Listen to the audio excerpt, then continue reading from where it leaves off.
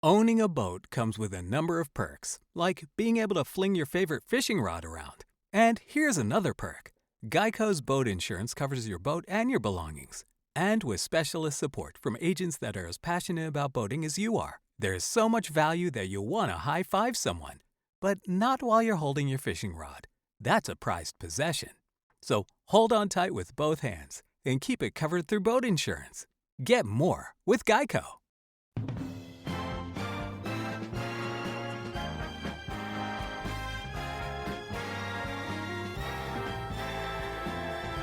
Now, the greatest radio shows of all time.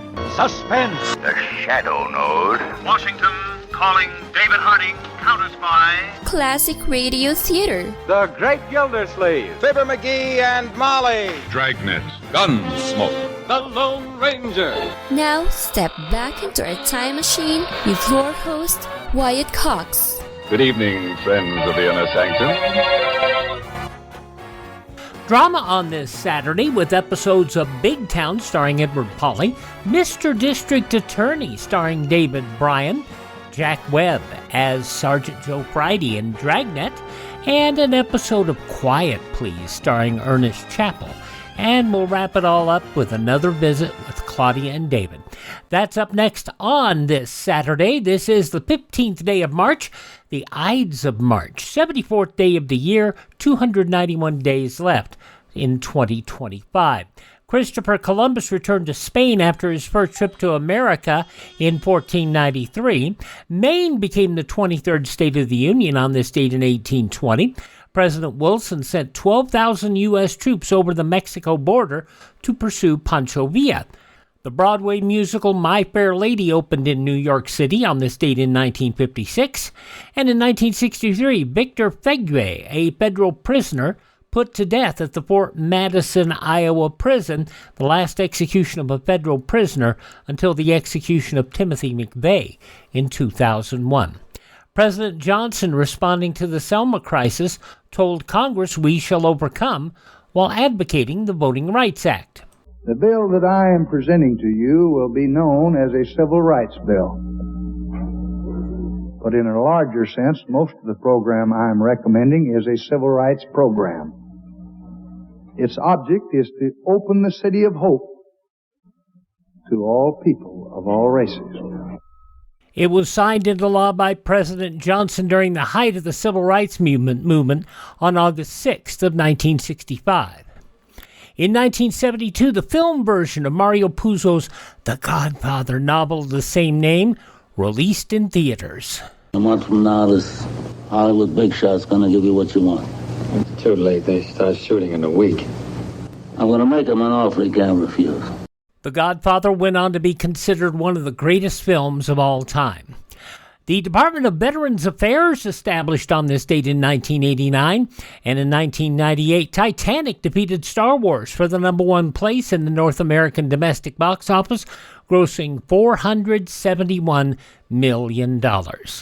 In 1998, Kathleen Willey alleged on the TV news program 60 Minutes that Bill Clinton had sexually assaulted her over 4 years earlier, on November 29th, 1993, during his first term as president. I remember saying to him, "Aren't you afraid that somebody's going to walk in here?" And he said, "No, I'm not." And then he took my hand and he put it on him. According to Willey, during a meeting in the private study of the off the Oval Office, Clinton had embraced her tightly, kissed her on the mouth, fondled her breast, and placed her hand on his manhood. Clinton denied assaulting Willey. Passing away on this date in history, musician Lester Young, football player, broadcaster Tom Harmon, also pediatrician and writer Dr. Benjamin Spock, a little bitty baby doctor. That's how Johnny Carson used to refer to Dr. Spock. Also, actress Ann Sothern, actor, director, producer Ron Silver, and comedian David Brenner, all passing away on this date in history. Those born on this date, whom are no longer with us on this mortal coil, include President Andrew Jackson, the 7th president, musician Lightning Hopkins, Actor MacDonald Carey, These Are the Days of Our Lives. Actor-comedian Joe E. Ross, musician bandleader Harry James, singer Carl Smith, astronaut Alan Bean, Supreme Court Justice Ruth Bader Ginsburg, and the Grateful Dead's Phil Lesh, who passed away last year at the age of 84. All those folks celebrating birthdays on this date. Off this mortal coil. By the way, MacDonald Carey, I mentioned him as being in Days of Our Lives. Did you know that he starred in the television version of Dr. Christian? He did. Hi, this is Jeff Foxworthy. It is now time for the birthday announcements. The following people are now officially older than dirt. You know this fellow from Independence Day and the TV show Numbers, but probably he's best remembered as the cab driver on Taxi, Judd Hirsch, 90 years old today. Jim, I know they're blueberries. What I'm saying is they may not be blueberries. And while all blueberries are blue, not all blueberries are blueberries. From Taxi, Judd Hirsch, 90 years old today. Televangelist Jimmy Swaggart is also 90 today. The Beach Boys' Mike Love, a good big day for musicians today because the Beach Boys' Mike Love turns 84. Sly Stone of Sly and the Family Stone is 82. Guitarist Ry Cooder is 78. Twisted Sisters Dee Snider is 70. Poison's Bret Michaels is 62. Sugar Ray's Mark McGrath is 57. Will.i.am of the Black Peas is 50. Moving away from the musicians, from the Young and the Restless and Desperate Housewives, Eva Longoria is 50. I'm going to be with you every second of every day for the rest of your life. Eva Longoria, 50 years old today, and pro wrestler, former AEW heavyweight champion, Maxwell Jacob Friedman, MJF, 29 years old, and he is a star to watch for. If you don't know who he is, look him up. Maxwell Jacob Friedman, MJF. He's probably one of the best talkers of this generation. Though some of the people who celebrate the 5th day of March as their birthday, if this is your birthday...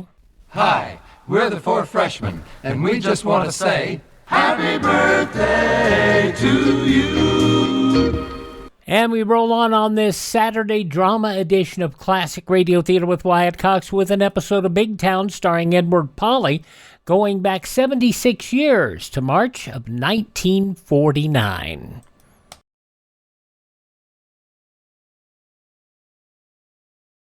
Daily, the broadcasts of Radio Free Europe and Radio Free Asia strike through the Iron Curtain, bringing the truth about the free world to the captive peoples behind it. Help send a message by giving to the 1952 Crusade for Freedom. Now we go back 76 years, March 15, 1949. Edward Pawley in the role originated by Edward G. Robinson on radio in the 1930s as the editor of the Illustrated Press. Big Town. Extra, extra! Teenager shoots pal! Hear Big Town story of the shiny gun! Extra, Big Town, extra! Oh, Billy! Sonny, I didn't mean to shoot you. I didn't mean it. No, Mr. Wilson, not my son! Not my son! The gun-crazy little fool. I told him to leave my gun alone. You're the fool, Brown. You're the irresponsible parent. And if that boy dies, you're the one who should go to prison. Yes, listen to this powerful story of parent delinquency on Big Town, brought to you by Lever Brothers Company, makers of Lifebuoy Health Soap. The story of fighting editor Steve Wilson of the Illustrated Press, whose creed stands for freedom and justice against the forces of intolerance and evil. The power and the freedom of the press is a flaming sword, that it may be a faithful servant to all the people. Use it justly, hold it high, guard it well. Now to Big Town and tonight's gripping story of the shiny gun. Of all man's symbols of power and security, the greatest and perhaps the worst is the gun. And this symbol of man's alter ego is the background of tonight's story, in which, reduced to its simplest terms, began on an old coal dock on the waterfront of Big Town as 2 young boys met for what was to be a tragic rendezvous. Hey, Billy. Billy the Kid, where are you? Right here, Sonny. Did you get it? Yes, honey. I told you my old man had a gun hid in this room. Oh, I'll bet it ain't a real gun. It is so a real gun, and it'll shoot real bullets. Let me see it. Sure. Look at it. You can see from the streetlight at the end of the dock. It's all bright and shiny like the cowboys and bad men use in the movies. Look at how it shines, even out here in the dark.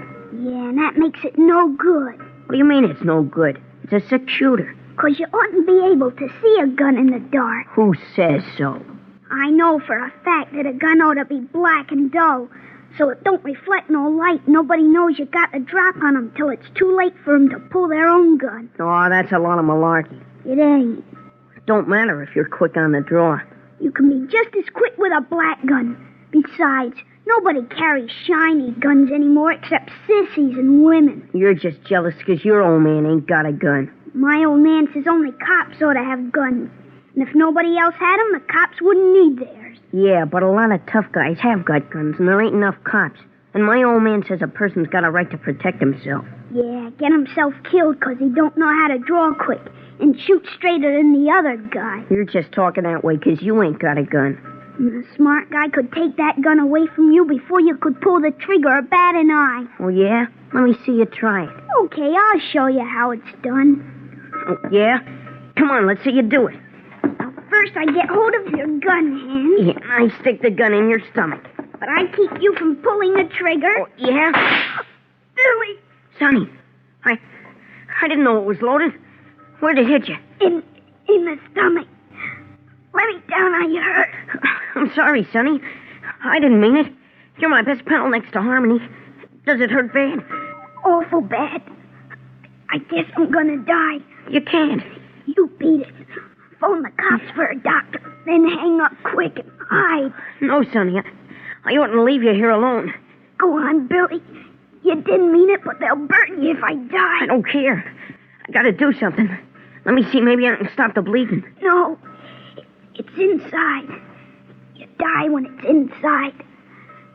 Run, Billy. I hear somebody coming. You heard that shot. Run. Get Harmony to hide you. He won't talk. I won't talk. Go on. Run, Billy. Run. Run. Hey, who's out there on the end of the dock? What's happened? It's Willie the Weep, the old moocher out of the shanty boat. Run, Billy, run. You'll get a dock. You run and hide. Run and hide. No, Sonny, I don't want to leave you alone. Go on. I'm ordering you, Billy. We kids gotta stick together. Okay, Sonny. So long. Hey, who's out there on the dock? What's happened? I gotta stop. Give Billy a chance to get away. Who's that? Who got shot? Who? Willie the Weep. Who are you, boy? Honey Mill. What happened? Who just run past me in the dark? Nobody. I was out here alone, fooling with an old gun. I found it. It went off. It hit me in the stomach. I'll bet anything that ain't so. But it don't matter now. You lay still, Sonny. I'll go and get help as quick as I can.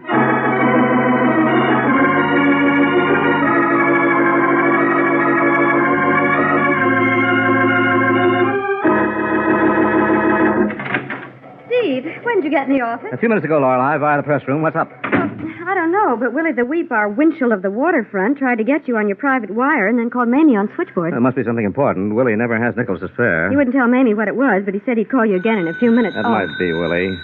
Steve Wilson, Illustrated Press. Mr. Wilson, it's me, Willie the Weep. Oh, what's up along the waterfront, Willie? I hear you've been calling me. Yeah, Mr. Wilson, for almost an hour, and this is my last nickel, and I had to mooch that. Oh, sorry, Willie. I'll make it up to you. What happened? The boy got himself shot out on the old coal dock near my shanty boat. Good grief. How did it happen? He said he shot himself in the stomach with an old gun he found in a gas can, but I don't believe it. Why not, Willie? Because another kid run past me in the dark when I come out of my shanty boat to see what had happened. Well, who is the boy who was shot, and where is he? His name is Sonny Mills, and I called the cops, and an ambulance is taking him to the general hospital. Well, what did the ambulance doctor say about his chances, Willie? The doc said his chances ain't very good. Well, what did Sonny say about the other boy? Well, Sonny said I was What about the gun, Willie? Sonny said it fell in the river when it went off. That could happen. Are you sure there was another boy? Yeah, Mr. Wilson, and I got a notion. It was either a blind boy called Harmony, on account he's always playing a harmonica, or another pal of Sonny's called Billy the Kid. Billy the Kid. Yeah, on account of he likes cowboy moving pictures. Did you tell the police about the other boys, Willie? No, sir. Sonny begged me not to. He said it would only make trouble for his pals and their folks. And besides, he said I was only seeing things. I wonder. I thought there might be something you could do, Mr. Wilson. There is, Willie. Where does Billy the Kid live, and what's his last name? His name's Billy Brown, and he lives with his folks at number 10 South Street. Brown, 10 South Street. What about Harmony, Willie? Oh, dagnabbit, Mr. Wilson, there goes my last nickel, and we're going to be cut off. Never mind, Willie. Meet us in front of 10 South Street in 20 minutes.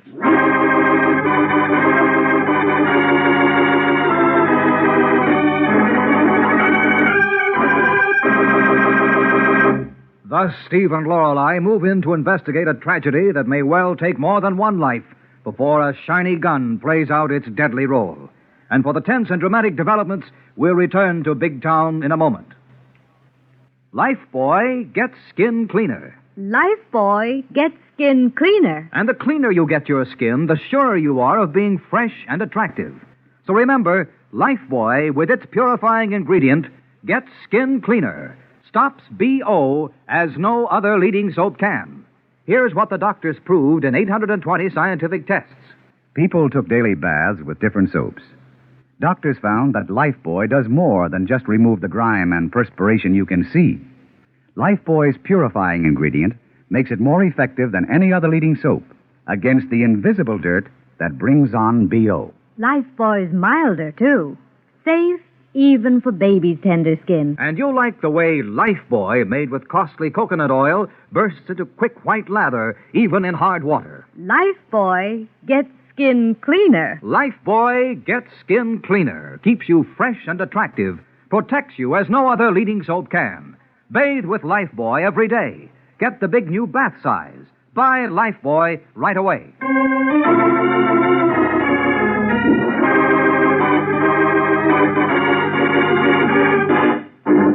Now back to Big Town and Steve Wilson's timely story of the shiny gun. Suspecting that a seriously wounded boy is mistakenly shielding his playmates, Steve and Lorelei are on the way to the home of one of the other boys in the cab of Harry the Hack.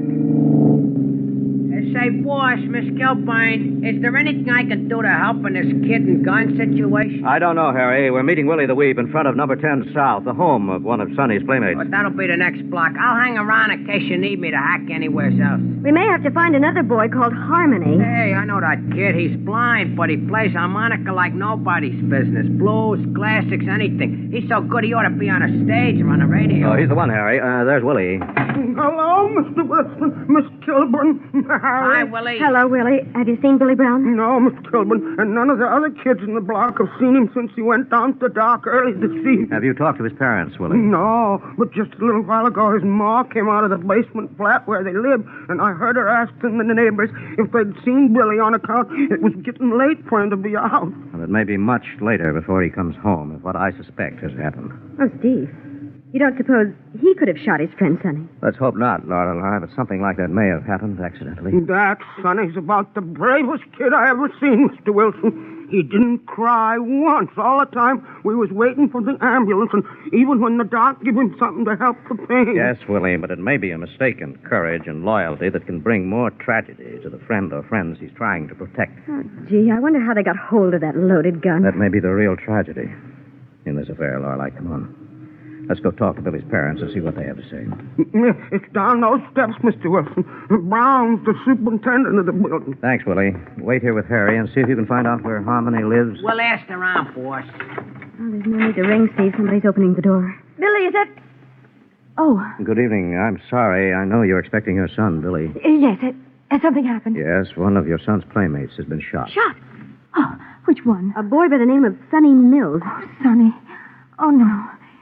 Is he dead? No, it's seriously wounded. Well, how did it happen?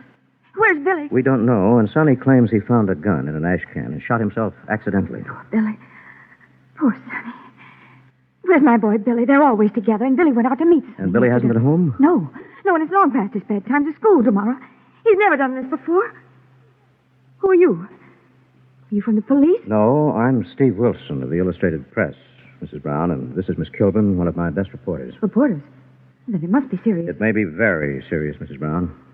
And we need your help to find your son. Son?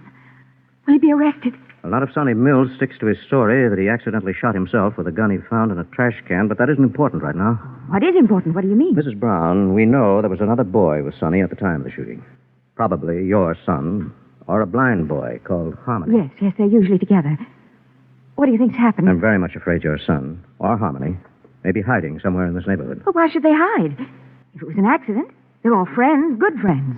Because they may not trust the grown-up justice of the world in which they live, Mrs. But Brown. they'll be found, and it'll look as if they're guilty if they hide. Yes, Mrs. Brown, that's why we must find them tonight. And I'm afraid there's another reason. What other reason could there be? We know Johnny lied about being alone on the dock to protect a friend. He may have lied also about the gun falling in the river. The gun. Billy may have the gun. Daddy, oh, no. what gun are you talking about? Who are these folks? They're newspaper people, John. Well, what do they want, and what's this about a gun? I'm looking for mine. You're looking for your gun? Yeah. What business is it of yours? One of your son's playmates has been shot. Shot? Why, that little fool. John, what are you saying? That's what happened. That's why Billy isn't home. He took that gun after I told him never to touch it again. You had a gun in this house? Yes, and a permit for it. You're thinking of making trouble for me? Trouble for you? Yes. You had a loaded gun where your small son could get hold of it. Yes, and I licked him good the last time I caught him monkeying with it, the gun-crazy little fool. John, he isn't any more than any other boy. You're the gun-crazy fool. The irresponsible adult who puts a natural temptation within reach of a child. I'll beat the daylights out of him when he comes home. No, John, no, you're wrong. I begged you to get rid of that gun, to hide it, to lock it up. What if I needed it in a hurry? I'm the super of this building. I'm responsible. You're irresponsible. Guilty of the worst kind of criminal negligence. If your son shot Sonny Mills and he dies, you're the one who ought to go to prison. Get out of here, you. Get out of here or I'll throw you out. No, John, no. They're trying to help find Billy. I don't want to see that kid again. Well, you'll never see me again. And I'm going with you, Mr. Wilson. I'm going to help you find Billy if I can. And I want to go to Sonny's mother. All right, Mrs. Brown. Go with Miss Kilburn. Come along. Now get out, Wilson. Get out of here or so help me. I'm going, and you're so right. So help you.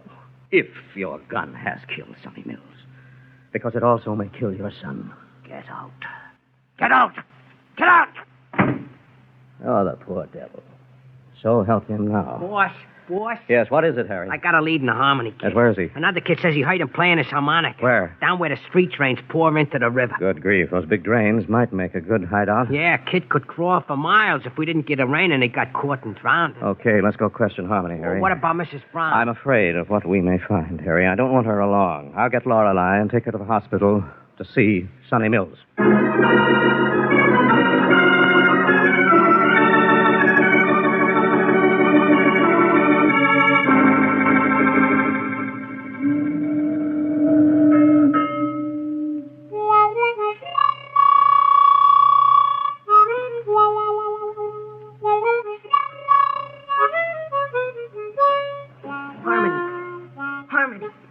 What's the matter, Billy? Stay in that hole in the ground where I hid you. You're safe. Hid in the earth. It's dark in them drain pipes, Harmony. Don't you be afraid of the dark, Billy. You get used to it after a while. It's always dark where I is, and I ain't afraid anymore. Much. But, Harmony, what if Sonny dies? I shot him. It's my fault, even if I didn't mean to. Don't take such a load on yourself, Billy. Let the Lord carry some. He knows what happened. But if Sonny dies, nobody else will. The cops will find out it was my old man's gun that killed him, and he'll tell them I stole it. You was kind of unlucky when it was passing out Papa's, Billy. But you was awful lucky when it comes to Mama's. So it sort of cancels out. This is going to kill my ma. That's how come you wouldn't have to run away and hide. They'll put me in a reformatory no matter what happens. Ain't necessarily so, Billy. Then why are you helping hide me? To give you time to think. What's there to think about if Sonny dies, Harmony? The cops will grab me and an old judge will put me away. They won't believe how it happened. They don't know how I feel. Don't you be so hard on grown-ups, Billy. Most times they does the best they can when they hands out justice. Justice. It ain't right.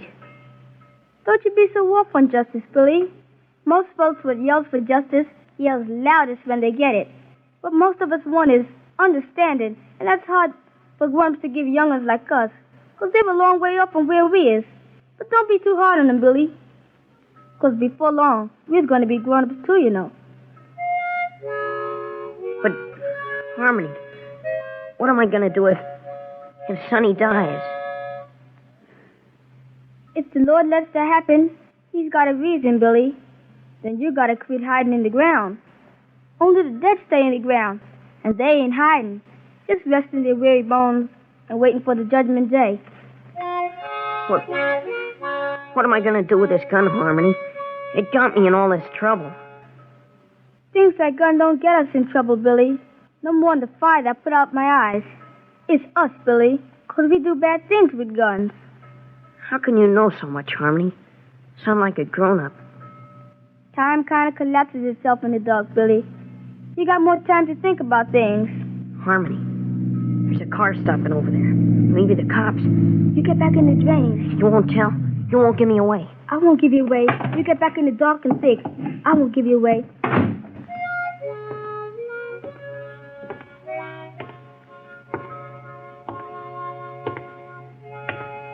Hello, Harmony. Oh, mister. What do you want down here by the river? I'm looking for something that's lost. The world's full of lost of things, mister. Who are you? The law?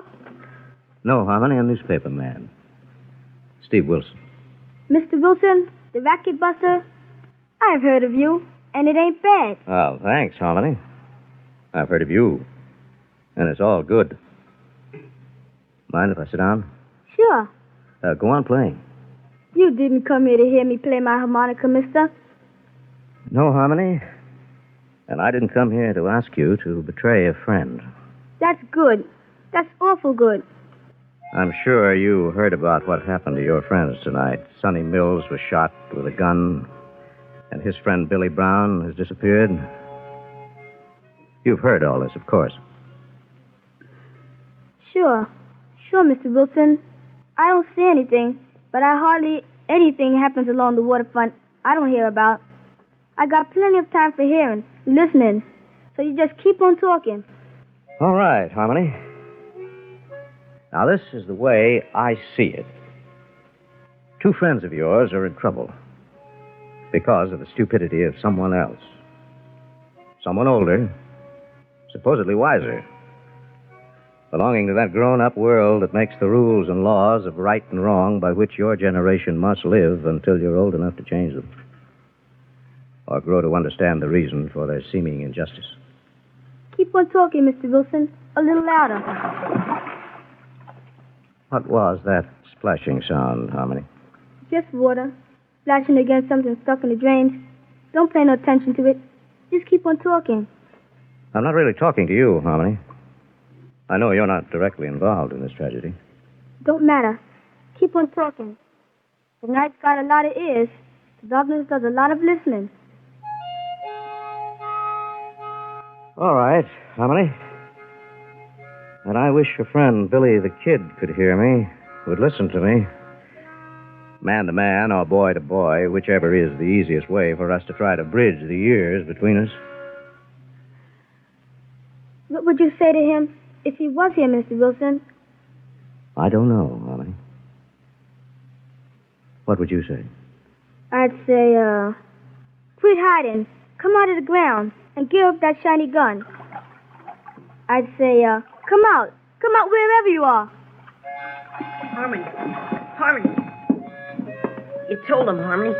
You might as well have told him I was hiding in there. You could have run through the drains, Billy. You didn't have to come out. But you come out all on your own. 'Cause I've been in there in the dark, thinking like you said. I know I can't keep on running away. So take the second step on the road back, Billy. What's that, mister? Give me that cause of all your trouble. That shiny gun. No. I won't give it to you. All right, then. Throw it away, Billy. Throw that shiny gun into the river. No, I won't. Why not, Billy? 'Cause I ain't made up my mind What I got to do with this gun if Sonny dies.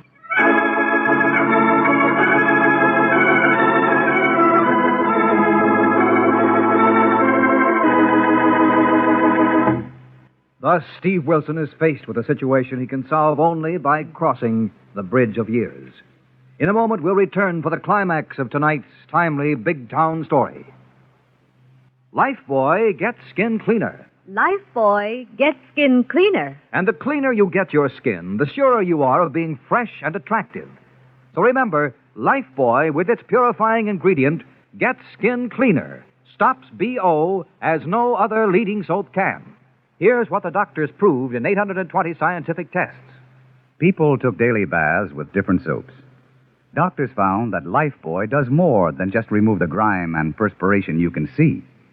Lifebuoy's purifying ingredient makes it more effective than any other leading soap against the invisible dirt that brings on BO. Lifebuoy's milder, too. Safe even for baby's tender skin. And you'll like the way Lifebuoy, made with costly coconut oil, bursts into quick white lather, even in hard water. Lifebuoy gets skin cleaner. Lifebuoy gets skin cleaner, keeps you fresh and attractive, protects you as no other leading soap can. Bathe with Lifebuoy every day. Get the big new bath size. Buy Lifebuoy right away.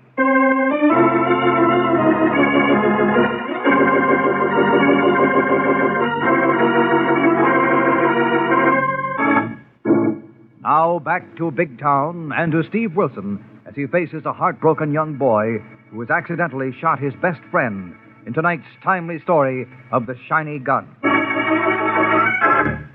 Don't you come near me, Mr. Wilson. Don't you try to get this gun away from me, or I'll run back into the drains and nobody will ever see me alive again. I'm sorry, Billy. What are you sorry about? I shouldn't have asked for that gun. I don't want it. I hate guns and all they stand for. But you want to turn me over to the cops for what I did to Sonny Mills? No, Billy, there's no charge against you. No officers are hunting you because no one has accused you of any crime. Even Sonny, the boy you shot with that shiny gun. How is Sonny? Is he going to die? The doctors at the hospital are doing everything they can to save him, Billy. And he's fighting for his life. And yours by sticking to a white lie through all his suffering. Can't you match his courage by facing whatever is to come? I want to, Mr. Wilson, but I'm afraid of what'll happen. We're all afraid, Billy. That's why some of us lean on guns, like crutches, to hold us up. Only to find that they drag us down. Isn't that true, Harmony? Yeah, Mr. Wilson. My pappy was killed, shooting it out with another man. They both died, and it didn't settle nothing. Nothing at all. Harmony, you never told me about that. You never said why you hated guns when I wanted us to play cowboys and Indians or cops and robbers. Sometimes, some things is too much to talk about, Billy. Mr. Wilson. Mr. Wilson. Yes, Billy. Would you take this gun, please? Are you sure, Billy? Are you sure you want to give up that shiny gun? Yes, Mr. Wilson. Please take it. Please. Good boy, Billy. You've won your battle with that gun. Now let's go to the hospital and help Sonny win his fight for life.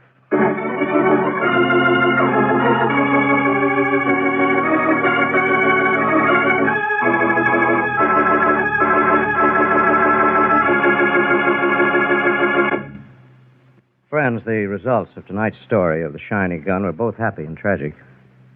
Happy in that young Sonny Mills lived and Billy was paroled in the custody of his mother. But tragic because in many of our states there are no laws to punish the irresponsible parent who possesses and leaves a deadly weapon within easy reach of a child. But law or no law, hundreds are killed each year by carelessly handled guns. Needlessly, criminally. Don't let it happen to you. Or yours. How about next week, Steve? Well, next Tuesday, we bring you a really different kind of story, headlined The Deadly Summons. But right now, here's our narrator, Dwight Weiss, with an important reminder. Remember, doctors have proved it. Lifebuoy, with its purifying ingredient, gets skin cleaner in your daily bath.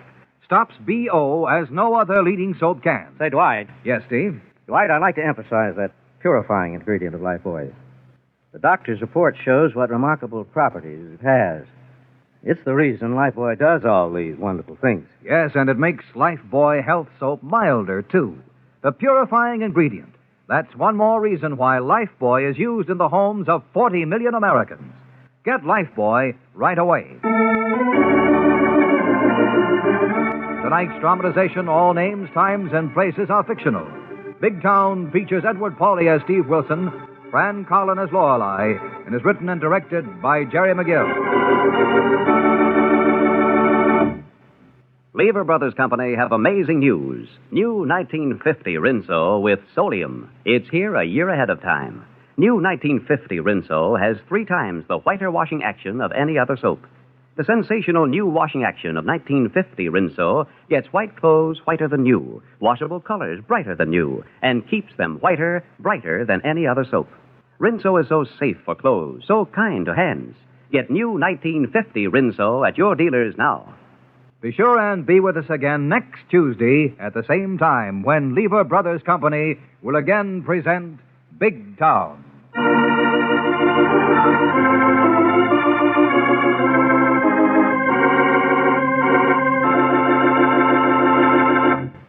76 years ago, March 15th, 1949, Big Town on Classic Radio Theater with Wyatt Cox. Another long-running show that stretches back to the early 40s that wrapped up its run in 1953 off network radio is up next, and that is Mr. District Attorney.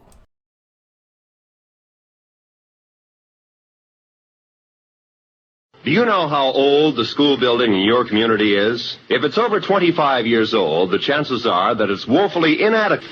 Join with the groups in your community working for better school conditions. Remember, better schools build a stronger America. I was wrong when I said the show started in the 1940s. It actually went back to 1939. Mr. District Attorney ran on NBC and ABC from 1939 to 1952. Then it continued another year in transcribed syndication. That was Mr. District Attorney Jay Jostin, the first Mr. District Attorney, who was never identified by name until the final season. You also had Dwight Weiss, Raymond Edward Johnson, and believe it or not, and Tony Randall as a replacement for Jostin during the 40s, because in his words, he performed a good Jay Jostin impression. Randall telling that to Those Were the Days in a 1970 interview. And then David Bryan took over the final role in the syndication series that ran for one season in 1952-53. And this is going to be from that syndicated season, David Bryan as Mr. District Attorney, the case of the Lover's Lane killing from 73 years ago, March 15th, 1953. Mr. District Attorney, starring David Bryan. Mr. District Attorney, champion of the people, defender of truth, guardian of our fundamental rights to life, liberty, and the pursuit of happiness.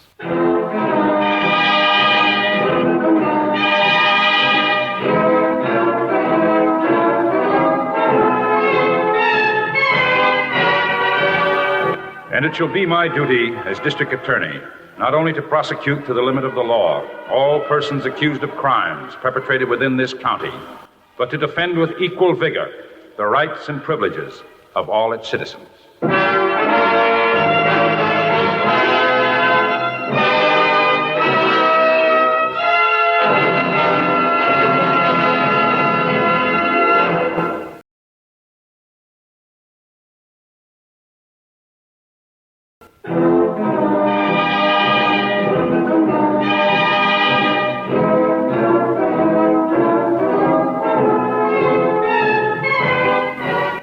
now, here is our star, David Bryan, as Paul Garrett, Mr. District Attorney.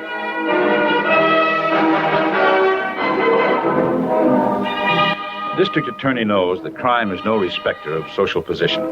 It can strike in the slums of the city, or it can strike, as this case did, in the vast and wealthy estates in the suburbs.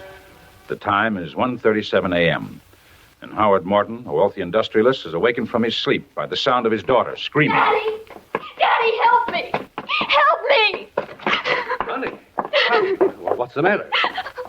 Bob! He's dead, Daddy. He's dead. Wow. Yes. What happened to him? Connie, get hold of yourself. What happened? I'm frightened, Daddy. There was a man with a bandana over his face. Where, Connie? Where? The old road near the lake. We were parked there listening to the music on the car radio when all of a sudden... Oh, it was horrible. Sit down. Sit down while I call the police. Then you'd better have a doctor. Get something for your nerves. He tried to hold us up. Bob had a gun in the car. They fought for it. Operator, get me the police. I want to report a murder. Oh, Daddy. Daddy. Connie! Connie! Walters! Meade! Wake up, somebody! Wake up! Wake up!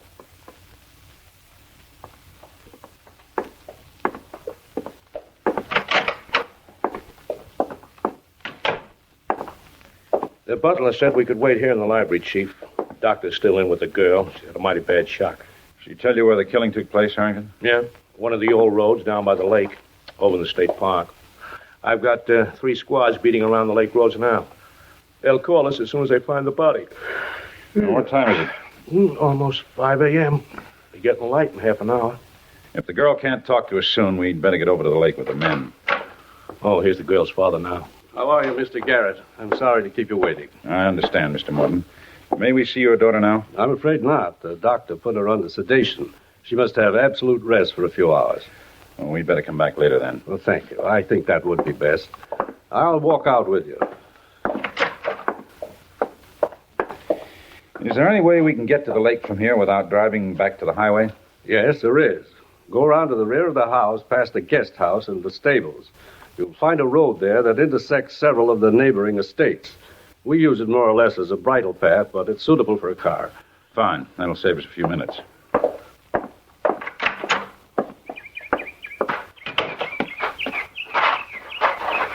What time was it when your daughter got home, Mr. Morton?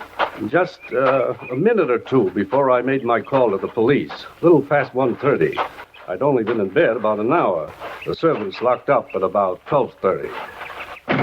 Remember, behind the house and past the stables. We'll find it. See you later.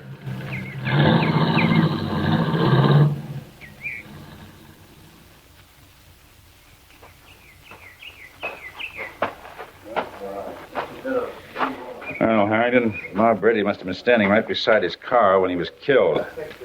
Tire tracks are pretty heavy where the car was parked. Yeah. I only saw the Morton girl for a minute before the doctor got to the house. Couldn't make much out of what she was saying, but I gathered that Brady was killed with his own gun. How come? Well, one of the servants told me that Brady carried an automatic in the glove compartment of his car. I guess it was robbery, all right, though.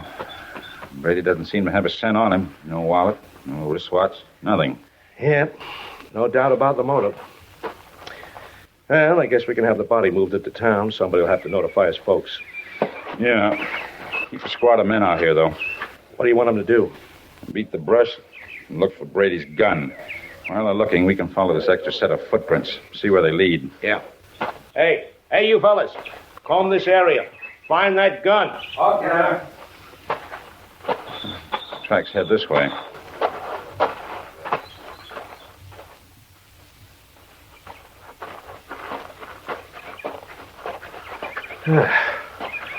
Well, whoever he is, Chief, he didn't make much of an attempt to cover up his tracks. No, unless he had a car parked along here someplace waiting for him. Oh, wait a minute.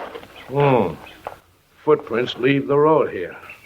This may be where the trouble starts. No, they just turn off to this footpath. What's down the path? In that clump of trees. Huh? Oh. Yeah, it looks like a small cottage. Oh, this is state parkland, Chief. Can't be a private home. Oh, it must be a caretaker's cottage. State fire warden. You think he could be our man? Well, the best way to find out is to ask him. Keep your eyes open.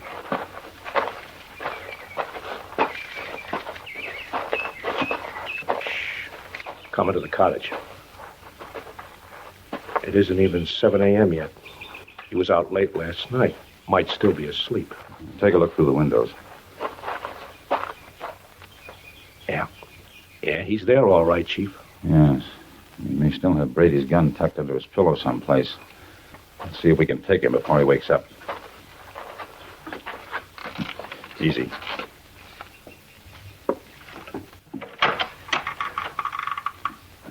Door isn't locked. Good. You in. Bedroom. There he is. Covered.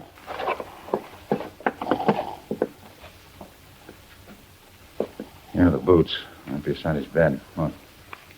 Yeah, they made the marks we've been following, all right. Wake him up. All right, you wake up. Wake up. What's the matter? Get up.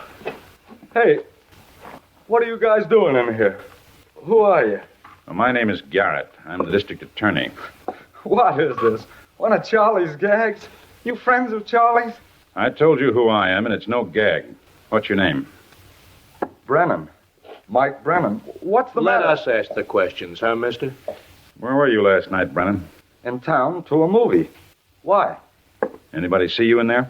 Friend named Charlie Ridgway. We ate together. Anybody else? Clerk at Walton's Photo Supplies. I picked up a gallon of developing solution. I take a lot of pictures to my own developing. There's the solution on the table. You'll find the bill for it in that paper sack. What time did you start back from town, Brennan? Got the last bus out this way at midnight. Dropped me off out at the highway about 12:30. About a half-hour walk from there to here. You see anybody after you left the bus at the highway? Why, yeah. Yeah, come to think of it, I did. I saw a fella and a girl on the old road coming through the woods. I passed their car. Thought maybe somebody had had a breakdown. I looked inside, but there wasn't anybody in the car. Then I walked on a little further, and I met them, walking too. I asked them if they were having any trouble, and... Go ahead. He said no, so I left. Better get dressed, Brennan. You're coming with us. But why? What have I done? If you don't know, you'll find out later. If you do know, we don't have to tell you. Watch him, Harrington. I'm going to look around for that gun. A gun? You heard him, mister. A gun. Just like the one I'm pointing at you. So get dressed and no tricks.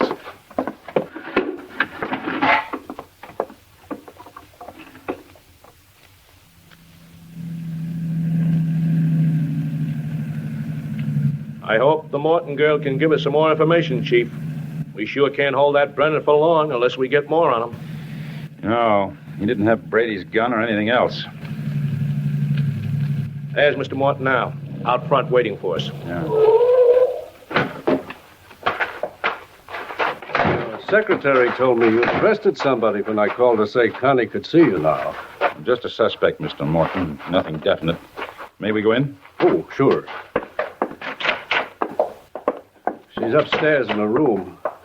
She's still very nervous, though, gentlemen. Before you speak to her, I want you to know I'd consider it a personal favor if you try not to upset her any more than is necessary. We'll try not to, Mr. Morton, but a man has been murdered, and we must have all the information we can get. Of course. Mr. Garrett and his assistant have come back to talk to you, dear. Hello. Hello, miss. Hello, Miss Morton. Miss Morton, would you mind telling us about last night? Well, there's very little you don't already know. Bob and I hadn't dated for a long time. But last night he called, said he wanted to see me. We drove around, then parked down on that lake road. Mm-hmm. We talked for quite a while. You see, Bob was planning to get married next month to a girl named Mildred Peters. She's a school teacher, I think he said. Go ahead, Connie. Tell them everything. While we were talking, a man came up to the car. It was dark. He had a bandana over his face. You couldn't identify him by his features, then? No. He held us up. Made us get out of the car. Did he have a gun? I'm not sure. He had something in his hand. I don't know what. I was too frightened. He took Bob's wallet and his wristwatch. And then he told us to stay right where we were. And he didn't take anything from you? Oh, yes. Yes, he took my purse. And then what happened? Well, all of a sudden, Bob made a dash for the car. He got his gun from the glove compartment. But the man was right after him. They fought. The other man got the gun. And then he shot Bob and ran away. Gentlemen, if you don't mind, I think... Just a minute, please, sir. Miss Morton, what were you wearing last night? Just a plain blue taffeta dress. It's right there on the chair. No topcoat? It was a warm night. You were in bed when your daughter drove home, Mr. Morton. Yes, I told you. I turned in about 12:30. Servants go to bed, too? Same time I did. I watched them locking up. All right, Harrington. We'd better run along. We can find our way out. Goodbye.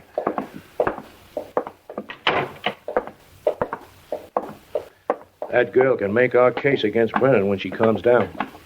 I don't know, Harrington. Somebody's lying around here. Mr. Morton claims the house was locked up tight when he and the servants went to bed. But they both admit that his daughter came tearing into the house and up to his bedroom. Well, what's wrong with that? How did she get into the house if Brennan stole her purse? Her keys would be in the purse. Well, not necessarily, Chief. She might have had her house key in the pocket of her dress. That's why I took a look at that dress, Harrington. And that's why I know she's lying. That dress didn't have any pockets.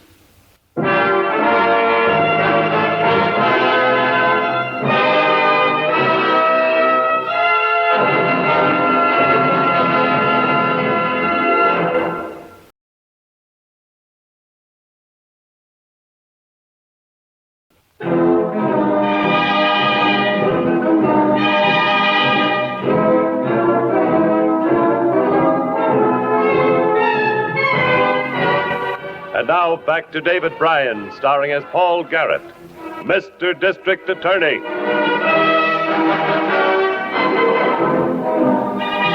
A man had been murdered with his own gun in a Lover's Lane killing. Suspicion pointed strongly at a state park caretaker.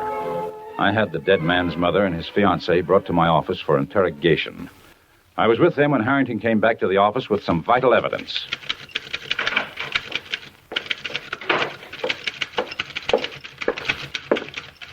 Hello, Harrington. Hi, Miss Miller. Chief in his office? Yes, Brady's mother's with him and, Miss Mildred Peters. Peters. Oh, that must be the school teacher Brady was going to marry. Probably. She looked like she'd been doing a lot of crying. What's that you got? Well, fingerprints. Nice matching set. Lab crew lifted this set from the door of the death car. And we took this set on Brennan when we booked him. You're identical, all right. Yeah, Brennan's our boy. This ties it on him, but good. I wonder if the chief wants me in there. You'll want to see those. Go ahead. Yeah. Only boy I had left. Brother died 6 years ago. Oh, excuse me, Mrs. Brady. Come in, Harrington. Sit down. I thought you might want to see these right away, Chief. Please, Mother Brady, try to calm down. Mr. Garrett needs our help. I'm sorry. That's all right. This is Mr. Harrington, my assistant. Harrington, this is Mrs. Brady, and this is Miss Peters. How do you do? How do you do? Now, Miss Brady, how long did you say it had been since your son had been out with Connie Morton? Before last night, I mean. 6 months. I thought it was all over between them. I thought she'd leave him alone when she knew that he and Mildred were going to be married. Did he brood about her much during the time they stopped going out together? No. He knew it was for the best. She was spoiled. She never really wanted him. Until she found out he was planning to marry Mildred. Do either of you have any idea, then, as to why he called her and asked her to see him last night? He didn't call her.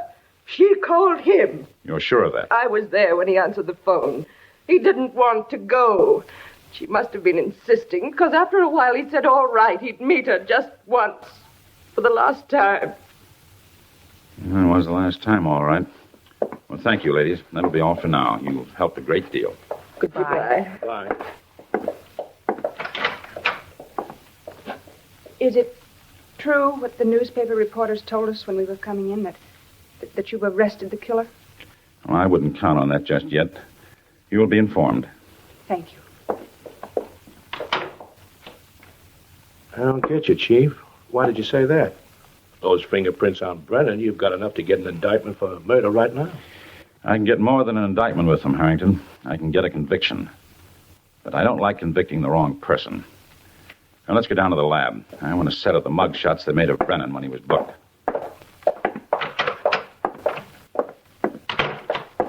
Going to the lab, Miss Miller. Photo gallery. Yes, sir. What do you want Brennan's picture for, Chief? I want Connie Morton to look at them. See if she can make an identification. Yeah, she said the man who stuck him up had a bandana over his face. She said a lot of things.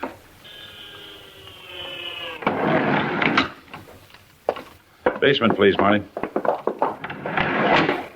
Was a bandana found in Brennan's clothing out at the cottage?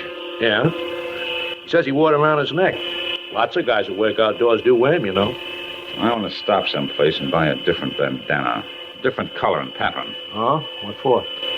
You'll see tomorrow. I want to find out how many lies Connie Morton can tell.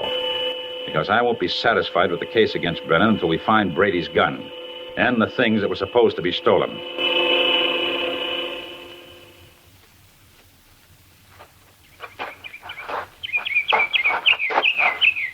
Miss Morton must be feeling a lot better this morning if she's out at the stables. Yeah, a lot better. There she is now, over in the ring. Hey, what's she doing?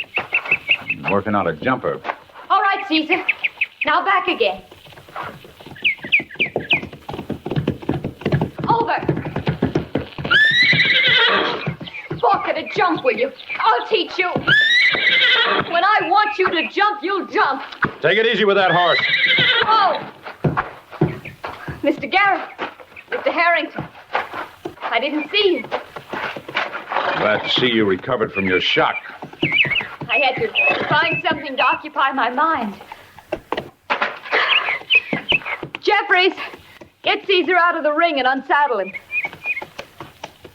We can talk at the house. I thought working Caesar might relax me. I've got him entered in the garden show next Sunday. Be nice if the horse lives that long, the way you use a whip. It happens to be my horse and my business, Mr. Garrett. What do you want? A little help. We may have the man who killed Bob Brady. So the reporters told me. A park worker named Brennan. News gets around, doesn't it? Here's a photograph of him. Is he the man? He could be. He looks like the one. Well, what do you recognize? The scar on his chin? Yes. No, I mean no. His face was covered. Uh-huh. With a bandana. We found one on Brennan. Was this the bandana you saw? Well, it was dark. But it was just like that one. I see. Well, thank you. Come on, Harrington. Is that all you wanted to know? Yes. That's all for now. Yeah, she took the bait on that bandana, all right, Chief. It's nothing like the one Brennan was wearing. I know. Hey, isn't that a Central Division car coming up the drive? Yes. Well, that's Miss Miller with the driver. Wonder what's up to bring her out here.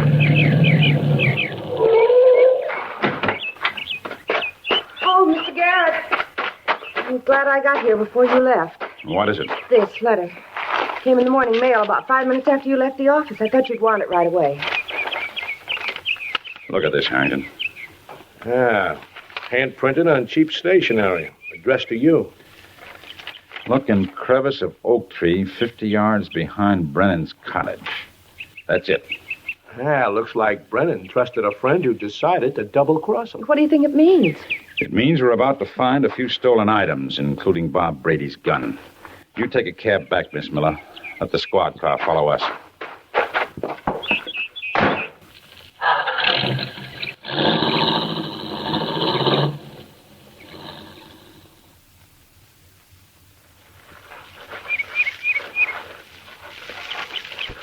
Yep. Something else in here if I can get my fingers on it. I got it. Yeah. Hey, Chief. Look at the inscription on the back. To Bob from Mildred. Brady's wristwatch, all right. Yeah, nice haul. Gone, girl's purse, Brady's wallet and wristwatch. All practically on Brennan's doorstep. And here are Connie Morton's keys. The keys she let herself into the house with. They couldn't be in this tree and with her at the same time. Why would she kill Brady? Oldest motive in the world. Jealousy. And we'll have to hold Brennan another 24 hours.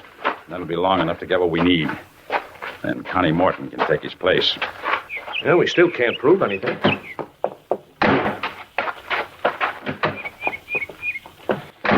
We'll have enough when I send that anonymous note through the lab for handwriting analysis. But the note isn't written. It's hand-printed. There'll still be similarity in letter formations. We can compare them against Connie's printing. Where are you going to get your sample to compare? The registration blank she sent to the horse show to enter her mount for the jumps. Ever see one of those applications? No. They say, please print.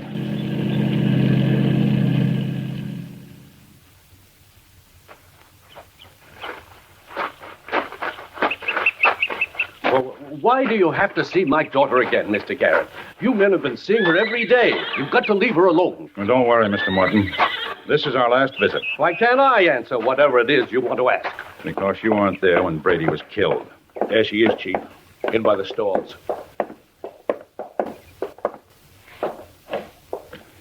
Mind if we come in, Miss Morton? Or would you rather come out? What do you want this time? We thought you might like to know that we found Bob Brady's gun. An anonymous note told us where it was.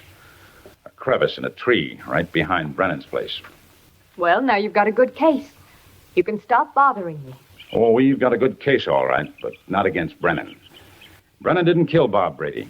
Then you still don't know who did it. Oh, yes, we know. You did it, Miss Morton. I did it. How dare you make such an accusation against my daughter? Get out of here. Get off my property. My attorneys will break you for this, Garrett. Get out! We'll go, but we'll take your daughter with us. What evidence do you have? A hand-printed anonymous letter that matches the printing on the registration blanks your daughter sent into the horse show. You better come along, Miss Morton. You're not going to be showing your horses this Sunday. You... Give me that quirt. That's something else you won't be using again, Miss... We'll get the best legal talent in the country. We'll beat you on this, Garrett. It's your privilege to try. But be true to yourself, Mr. Morton. You began to suspect she was lying the same time I did. She's not lying. She didn't know anything about it. I did it. I shot Brady. No, that won't work either, Mr. Morton. We've got her pinned down tight.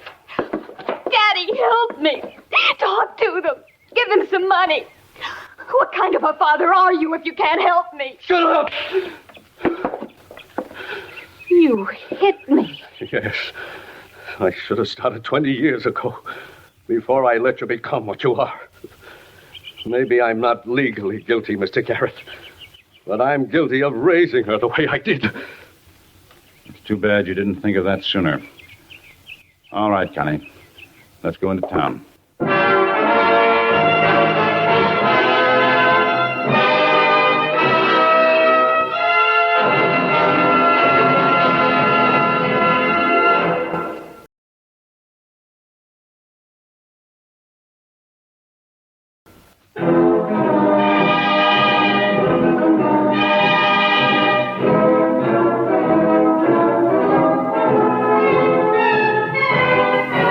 Now, here's the star of Mr. District Attorney, David Bryan, with a word about the program you have just heard.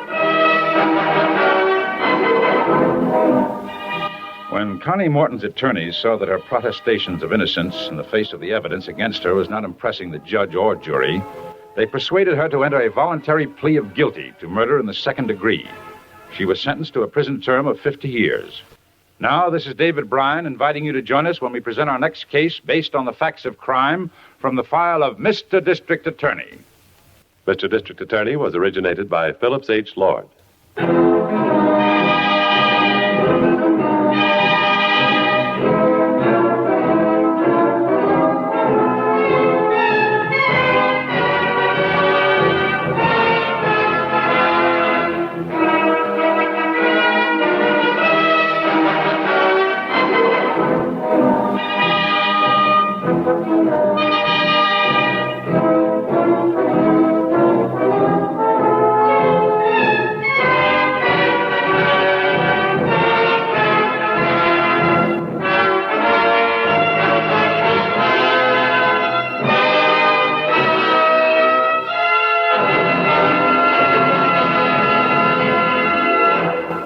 Another crime drama from the Phillips H. Lord's collection that included Gangbusters and the Counter Spy and a number of other shows. There were 3 motion pictures released based around Mr. District Attorney, 3 movies produced by Republic Pictures in 1941 and 1942 with 3 different Mr. District Attorneys. First, Dennis O'Keefe in Mr. District Attorney.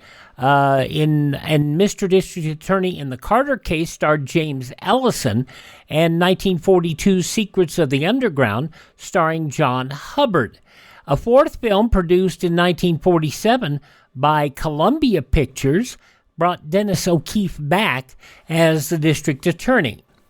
And there was, by the way, a television version of Mr. District Attorney on ABC in 1951 and 52, and that radio cast reprising their roles that they hadn't been in for a while.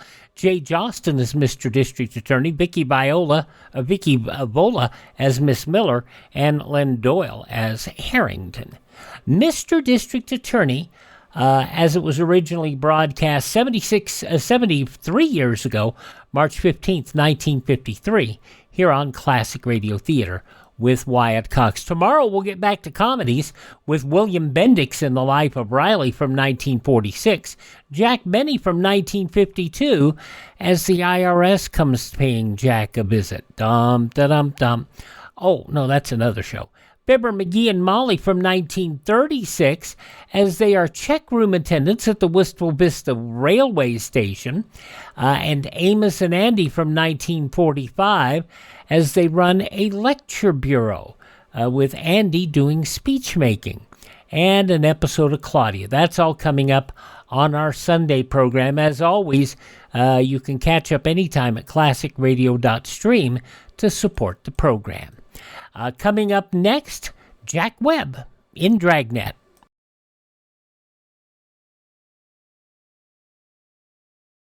Alert Americans will heed history's lessons.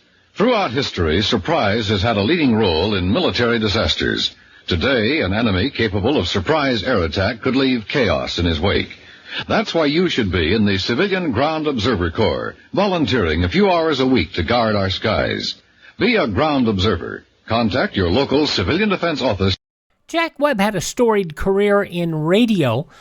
He did a number of different programs, including the Pat Novak for Hire and some other shows. One we'll have next week we only have a few episodes of this, was a series on the West Coast Network called 1 Out of 7, a delightful 15-minute show in which Webb does most, if not all, of the different voices in the show. But we'll hear today his most famous radio program, Dragnet. This goes back, and it made the transition to television. This is from 72 years ago, March 15th, 1953, The Big Impossible. Sound off for Chesterfield. Chesterfield is best for you. First cigarette with premium quality in both regular and king size. Chesterfield brings you Dragnet.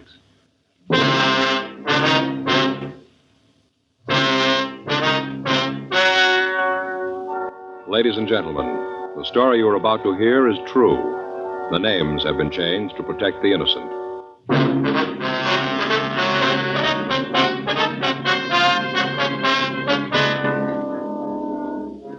You're a detective sergeant. You're assigned to robbery detail. A hold-up man has been hitting large supermarkets in your city. He's fast and is experienced. Your job? Get him.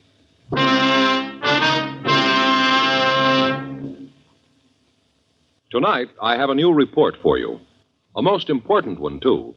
Because when you're asked to try a cigarette, you want to know, and you ought to know, what that cigarette has meant to people who smoke it all the time.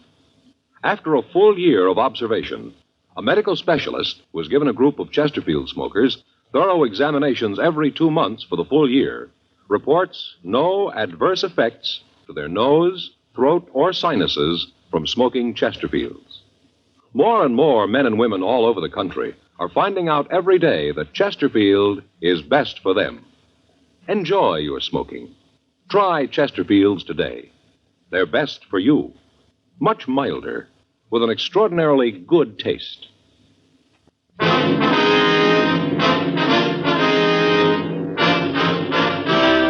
Dragnet, the documented drama of an actual crime. For the next 30 minutes, in cooperation with the Los Angeles Police Department, you will travel step by step on the side of the law through an actual case transcribed from official police files.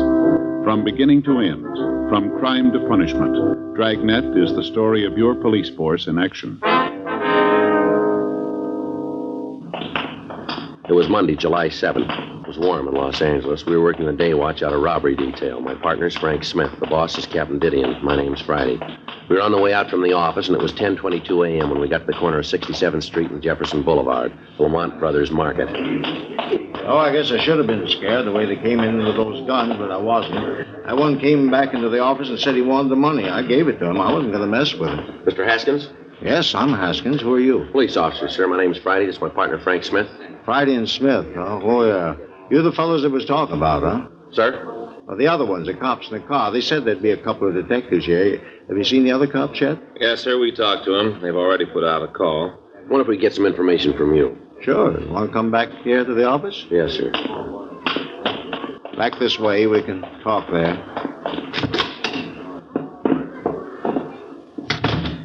Just sit down. Mr. Haskins, if you just tell us what happened, please. Well, it's pretty simple. I was sitting here getting the money ready for the bank, and this guy came in. He said he wanted the money. Had a gun, so I gave it to him. That's it. Nothing more. He just took the money and left. Mm-hmm. What time was it, sir? Oh, around 8:30, 8:45. How many men were there, sir? Well, there was two. Two is all I saw. I don't think there was any more of them. All right, sir. If you could just tell us exactly what happened. Well, I told you they came in. They took the money. I know, sir, but if you'd go into more detail. Well, I came in about 7:30 this morning, like always. Checked things over the store to make sure that everything was okay. Then I started checking out the week's receipts. Uh-huh. Well, then, like I said, it must have been 8:45 or so, and heard this knock on the door. Thought there must be something wrong. The employees know not to bother me when I'm making up the deposit slips. Yes, sir. That's when I knew that something was wrong. Right away, I said to myself, Larry, there's something up. Something isn't good. Yes, sir. Well, it was right. Went over to the door and unlocked it. There he was, this big fellow, stood there with a gun. The way his eyes lit up when he saw all that money laying on the desk. You got any idea of how much money was taken, sir? Well, it was about $6,000 cash. I guess another $1,500 in checks, more or less. Uh-huh. I wonder if you'd give us a description of this man, could you? Well, like I said, he was a big one, real mountain of a man, well over 6 feet. Had this gun, you know. Uh-huh. He stood there and said, "This is the stick-up. I want that money." And he pointed at the money with his gun. Oh, what kind of a gun was it? Could you tell? That's a great question. Of course I could tell. He had right under my nose. Shotgun, sawed off. Had the stock cut down, too. Looked like a horse pistol. The way he handles that thing, I wasn't going to mess with him. Uh-huh. I told him, take the money. Take it and get out. Not to shoot that thing off. He did. Walked right over to the desk and scooped up the money. He had a paper bag. He put it down by the table and he scooped the money into it. Then he said to me to stay put. Not to try to yell or be brave. Didn't have to tell me that. I wouldn't have tried anything. He said there was another man, is that right? Yes, I saw him when he left. He was a little fellow. Mm-hmm. About how tall, would you say? Well, it'd be kind of hard to tell. I didn't get very close to him. Well, was he armed, too? Yeah, he was carrying a revolver. They drive a car, would you know? Well, if they did, I didn't see it. You went out after them, then? I should say not. With that one fellow waved that gun around, I stayed right here. He said to stay put, and that's just what I did. What'd this big man look like? Oh, a real mountain. He was 6'2" anyway. He must have weighed in at about 215. Mm-hmm. How about his coloring? It was dark. He had black hair. His eyes were dark. Not a brown. It was almost black. Real dark. Mm-hmm. And when he spoke, did he have an accent, anything like that you might have noticed? No, I don't think so. At least there was one. I didn't notice it. Mm-mm. Did he have any scars or marks? What? Any scars or marks? Anything that might make it easier for us to identify him? Yes, there was a little scar right here. Right over the bridge of his nose. Across here. How about his clothes? What was he wearing? Had a brown hat on, a brown jacket. Short kind of what you'd call that real slick material, you know. Satin, like bowling teams wear. Yes, sir. Had on a pair of brown pants, brown shoes. How was the other one dressed? I couldn't tell you for sure. Like I said, I only saw him for a minute when I opened the door. He was out there telling the people to just mind their own business, do that, and they wouldn't get hurt. I didn't get a good look at him, but that big one, he was a real mountain. Do you usually have this much money around in the store? No, not usually. See, this was a long weekend. You know, the 4th was Friday, and whenever we have a long weekend, we usually have $10,000 or $12,000 in cash here. That's where the guys really goof. Sir? Really missed the boat. You know, if they'd known what they were doing, they'd have gotten a lot more. Well, how's that, sir? The safe out in front. Another $7,000 out there. Guys missed it completely. Yes, sir. Yeah, sure hope they don't come back for it.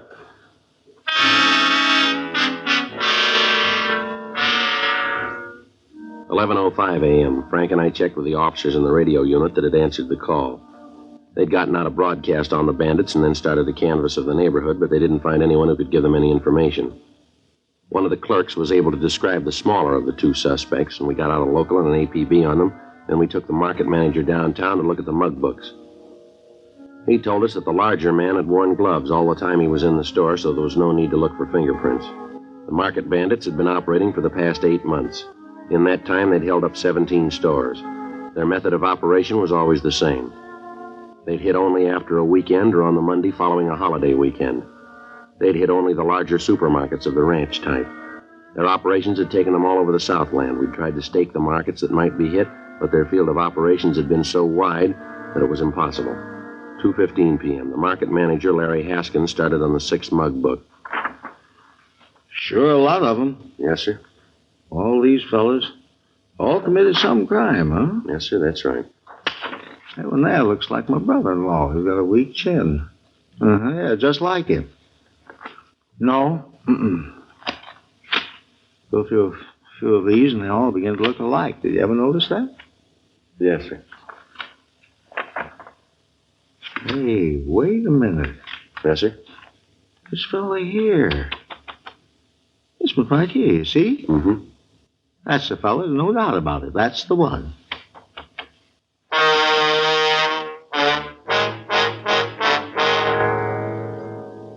The market manager had identified Bernard R. Hanson as one of the hold-up men. The other employees of the store were called in, and they identified the same picture as being the man who'd held them up. We checked on his record and found that he'd been convicted for armed robbery and had been sentenced to the state penitentiary.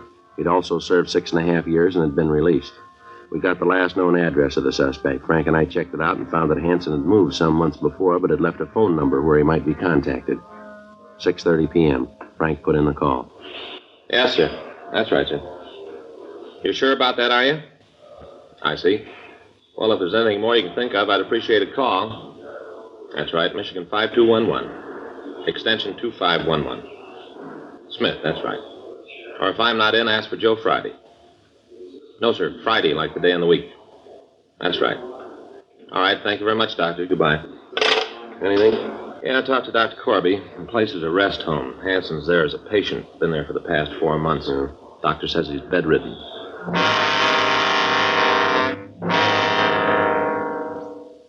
We checked on the rest home. It was a private sanitarium in the valley. We got in touch with the medical authorities and found that the head of the hospital was listed as Dr. James Corby.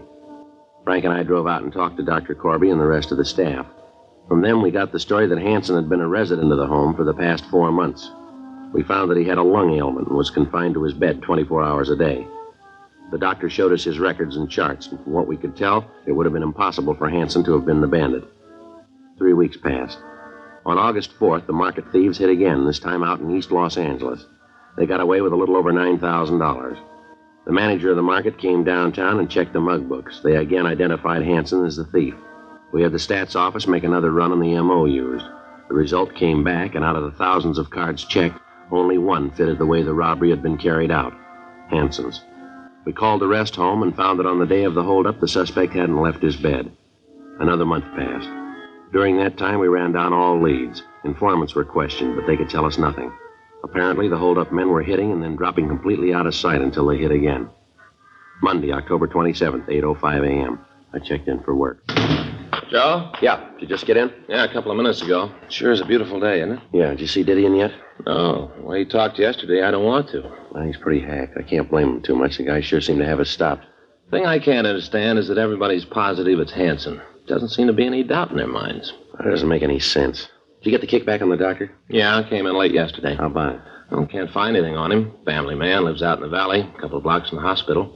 Checked his bank account. He does pretty well, not great. No big deposits lately. Mm-hmm. Did you check the AMA on him? Yeah, he's not a member. They haven't got anything on him. How about the rest of the staff out there? Well, seems to be okay. 2 of the nurses have been there for over 2 years, and the male nurse was hired about 5 months ago. That'd be just before Hanson got there. Yeah. And what's his record? There isn't any. Not a thing on him in the files, nothing from Washington. Well, I don't know.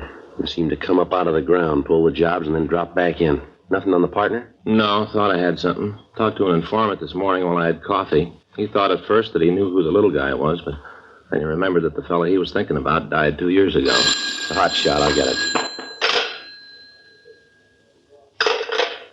Well, let's go. I hit again.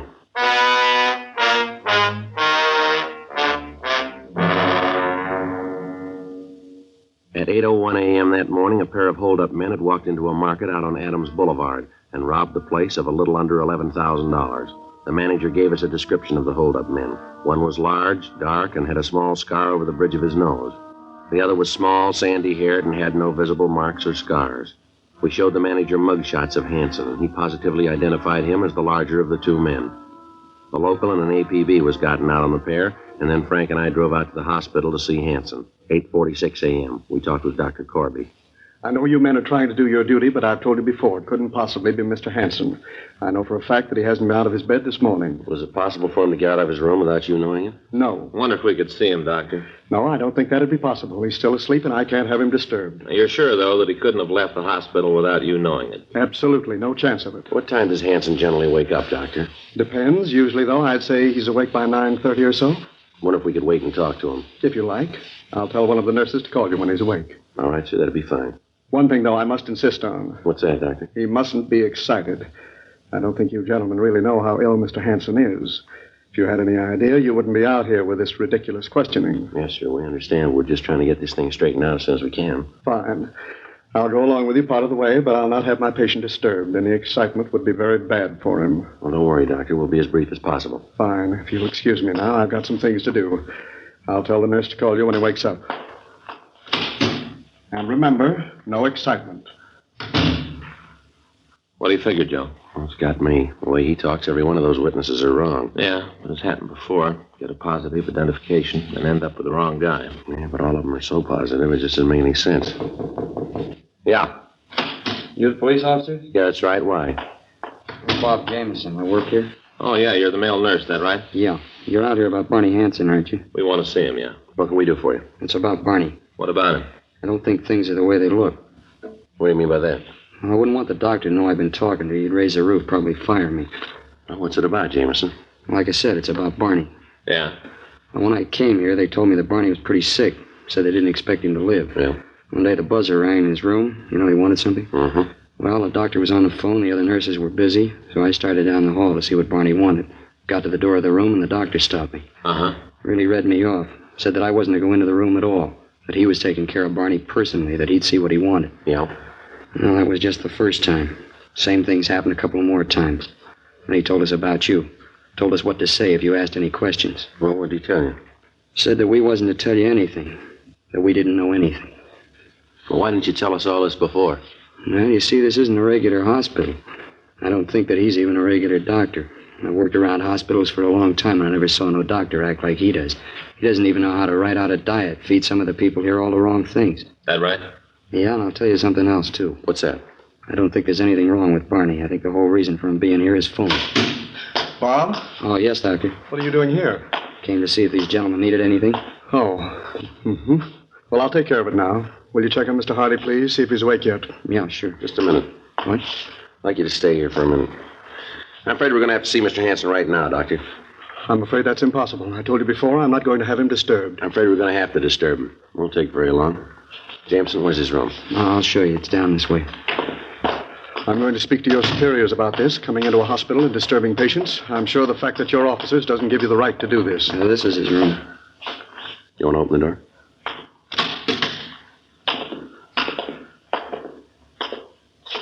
Well, how about it, Doctor? Well, I don't understand it. He's got to be here. He can't get out of bed.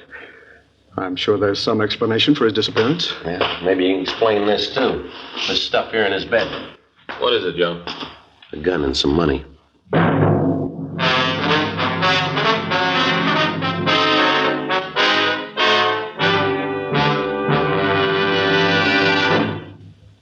You are listening to Dragnet, the authentic story of your police force in action. Chesterfield Regular, Chesterfield King Size. The first cigarette to give you premium quality either way you like 'em. This means that King Size Chesterfield contains tobaccos of better quality and higher price than any other king-size cigarette. Chesterfield is first to name all its ingredients that make the best possible smoke. And Chesterfield gives you this full year's scientific report. No adverse effects to the nose and throat of a group smoking only Chesterfields. So enjoy your smoking. Change to Chesterfield today. Much milder, with an extraordinarily good taste.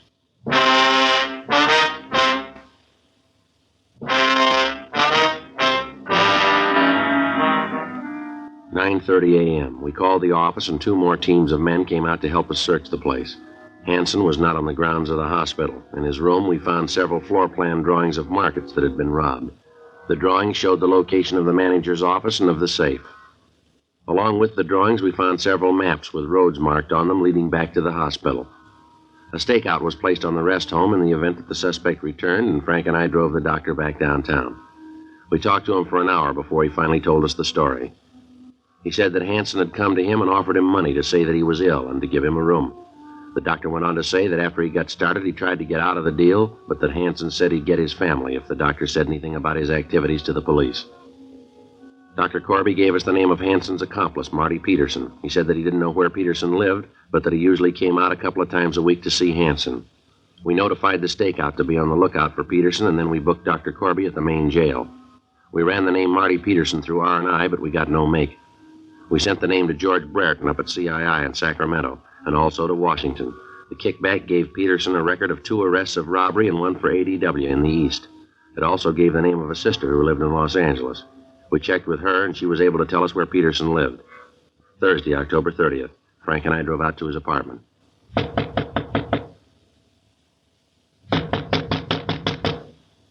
Who is it? The manager. Just a minute.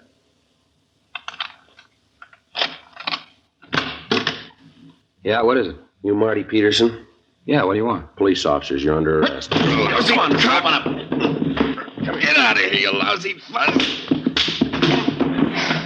All right, come on, get up. You got no right to come in here and bother me. What's all this about? Want to shake him? Yeah. Come on, get your hands up on that wall. He's carrying a gun, Joe. Here, I got it. What are you guys trying to prove? I didn't do nothing. You guys lean on everybody like this. Fella's got a record, and right away he's fair game for every crummy cop in the country. Yeah, you bet. Come on, let's go. Well, you still haven't told me what this is all about. What are you putting the pinch on me for? Robbery.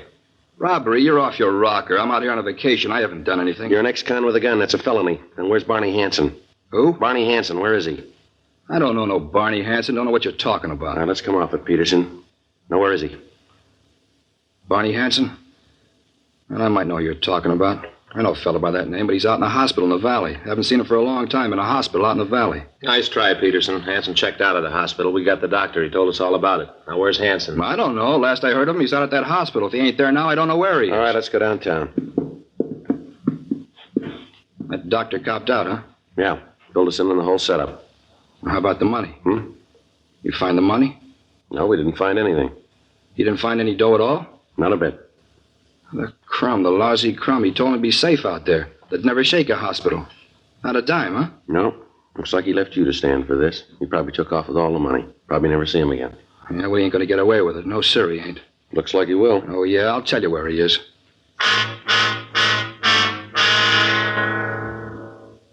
We took Marty Hanson down to the city hall, and he was booked at the main jail.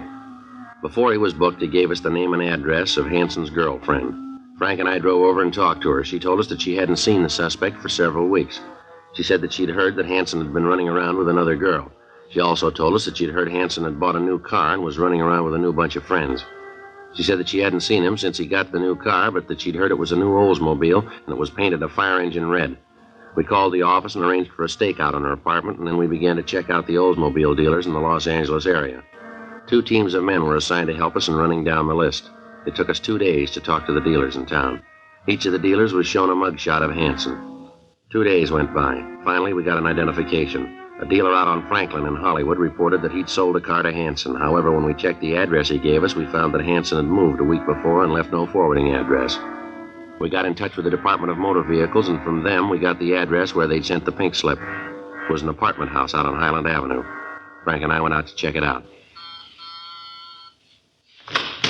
Yes? Bernard Hanson in? No, he isn't. Something you wanted? You expecting him? I don't know. I haven't seen him this morning. I just got here myself. Wonder if we could talk to you. Who are you? Police officers. My name's Friday. This is my partner, Frank Smith. How do you do? I'm Lily Edwards. Come on in. Thank you. Thank you, ma'am. Get you anything? Cup of coffee? Anything? No, thanks. When'd you last see Hanson? Last night. We got a date at 2:30 this afternoon. What time is it now? Well, it's 2:37, ma'am. Late. He'll be along in a minute. What do you want to see him about? Done something? Better if we could talk to him. Personal, huh? Yes, ma'am. He's a wild one, old Barney. Him and that red car. Real wild. Ma'am? That car he drives. You know, it's a red Olds. He's like a kid with it, always wiping it off, taking care of it. I think he'd bring it up here at night if he could. Never seen anything like it. Mm-hmm. How long you known Hanson, Miss Edwards? Not long. A couple of weeks, I guess. Not much more than that. Where'd you meet him? Well, I hope you won't get the wrong idea, but... Ma'am? Well, I live down on Vine Street, below Fountain, you know?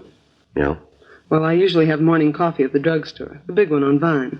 Well, one morning Barney comes in. I guess it's about 9, somewhere around there. He plunks down on a stool next to mine. Then he takes out a package of cigarettes and starts to light one. He's shaking so much he can hardly hold the match up to the cigarette. Oh, I got to laughing because I thought he was hung over. Anyways, we got to talking, and the next thing I knew, he asked me out to lunch. Uh-huh. Well, I knew it wasn't proper, but I figured, well, he seemed like a nice guy, so I told him that I'd meet him. We had lunch that day, and we started been going together since. I see. Hanson ever told you what he did for a living? No. I asked him a couple of times, but he wouldn't say anything right to the point. He'd, kind of hedge around the bush. So I figured that he didn't want to tell me, and I stopped asking. He was always nice to me. No need for me to pry into his personal affairs. What time you got now? It's 2:40, ma'am. Can't understand it. He's usually so prompt. I hope nothing happened to him. He said sure to meet him at 2:30. Or was it 3:30? I don't remember too well. Never sure about times or dates, things like that, you know. Yes, ma'am. You ever met a man named Peterson, Marty Peterson? Marty Peterson? Yeah, I've met him. Little guy. Yes, ma'am. Yeah, he's a friend of Barney's. They're in some sort of business together. I don't know just what it is, but I know that they're associated in some way. Hanson's never said anything about this business to you, has he? No. Like I said, he's very close-mouthed about what he does. You ever mention a Dr. Corby to you? Corby? No, I don't think I've ever heard that name before. Would you know how long Hanson's lived here? No, I think he moved in just before I met him. I don't think he's been here very long. Say, what are all these questions about? I hope I haven't said anything to get Barney in trouble. He's such a nice guy. I sure wouldn't want to do that. No, ma'am, you haven't done that. Hi, Lily. Who are you? What are you doing here? Police officers. You're under arrest, Hanson. For what? Suspicion of robbery. I'll shake him, Joe. Now, wait a minute. What is this, a shakedown? What are you guys trying to prove? You got nothing on me. I fell once. I did my time. I owe you nothing. He's clean, Joe. Why'd you do that? I'm not giving you any trouble. I got no reason. You got nothing on me. I got nothing to worry about. I'll go with you. There's no reason not to. You mean what these guys say is true? You've been mixed up in some robberies? Oh, knock it off. What do you mean, knock it off? Don't you talk to me like that. I'm not going to take talk like that from you. Like I said, knock it off. All right, come on, let's go. You really figure you got me for a 211, huh? Yeah, we got the rest of them, too.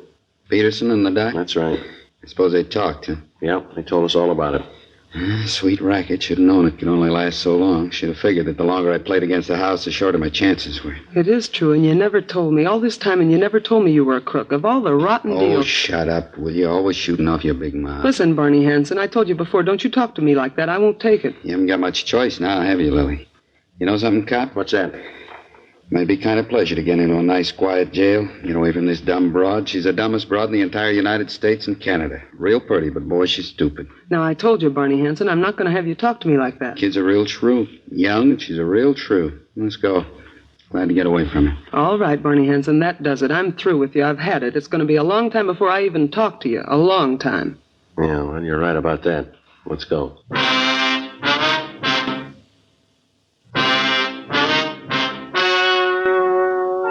The story you have just heard was true.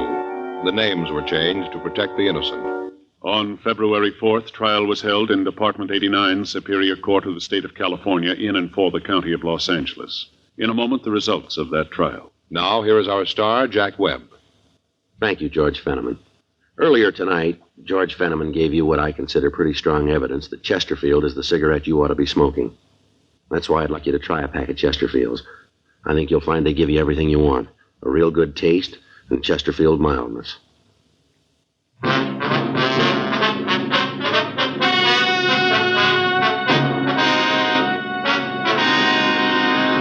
Bernard R. Hanson and Martin S. Peterson were tried and convicted of robbery in the first degree. They were filed on for 10 counts and received sentences as prescribed by law. Robbery in the first degree is punishable by imprisonment in the state penitentiary for a period of from 5 years to life. Dr. James Corby was allowed to plead guilty to a lesser charge and was sentenced to 1 year in the county jail and placed on probation for 10 years. One of the terms of his probation being that he is not permitted to operate a rest home.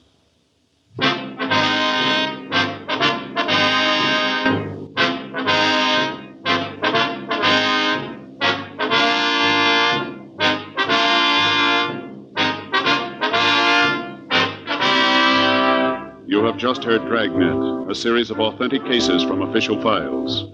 Technical advice comes from the Office of Chief of Police W.H. Parker, Los Angeles Police Department. Technical advisors, Captain Jack Donahoe, Sergeant Marty Wynn, Sergeant Vance Brasher. Heard tonight were Ben Alexander, Vic Rodman, Herb Ellis. Script by John Robinson. Music by Walter Schumann. Hal Gibney speaking. For a million laughs, tune in Chesterfield's Martin and Lewis Show, Tuesday on this same NBC station. And sound off for Chesterfields. Either regular or king size, you'll find premium quality Chesterfields much milder. Chesterfield is best for you. Chesterfield has brought you Dragnet, transcribed from Los Angeles. Ladies and gentlemen, in the fight against an old enemy, polio, medical research has armed us with a powerful new weapon, gamma globulin. Used soon enough, it can prevent the paralyzing effects of polio. But first, you must furnish the raw material, blood. Doctors urgently need your donation of blood to make gamma globulin. So call the Red Cross. Please don't put it off. It's too important. Call the Red Cross tomorrow and make an appointment to give blood.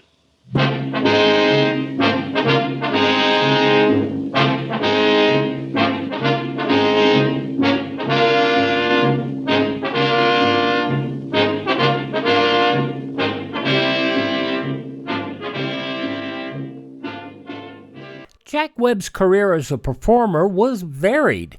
Did you know that Jack Webb did comedy? The Jack Webb Show, a half hour that had a limited run on ABC in 1946, and the one-man show we mentioned, Out of Seven, which we will, 1 out of 7, that we will play a 1946 episode for you next week. But also, he did a lot of other shows before he became Sergeant Joe Friday, and we mentioned Pat Novak for Hire. We also mentioned Johnny Madero. We didn't mention Johnny Madero, Pier 4023. Jeff Regan, Investigator, Murder and Mr. Malone. We've done a couple of episodes of Pete Kelly's Blues. And as I mentioned, the 1 out of 7, Webb provided all the voices. Interesting that he was so diverse. He did 3 films in 1950. Sunset Boulevard, he was in that. The wonderful film He was the fiancé of William Holden's love interest, Nancy Olson, in the movie, and he was very, very animated and jovial. He played a war veteran in Marlon Brando's first feature film, The Men, and in the film noir Dark City, he co-starred with his future partner on the second Dragnet series, Harry Morgan. But his most famous film role was as a drill instructor in the 1957 film The D.I., and it was quite the film. By the way, he was also approached to play the role of Dean Wormer in National Lampoon's Animal House. He said the movie didn't make any damn sense, and he turned it down. So there you go.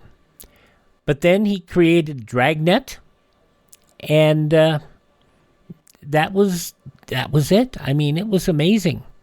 You know, that the whole thing ran so long and so solidly that he worked very well. And then he became a producer. He did. I guess, do I need to drag out, as his timing was so wonderful, not only in drama but in comedy. He performed a sketch on The Tonight Show with Johnny Carson that became known as the Copper Clapper Caper.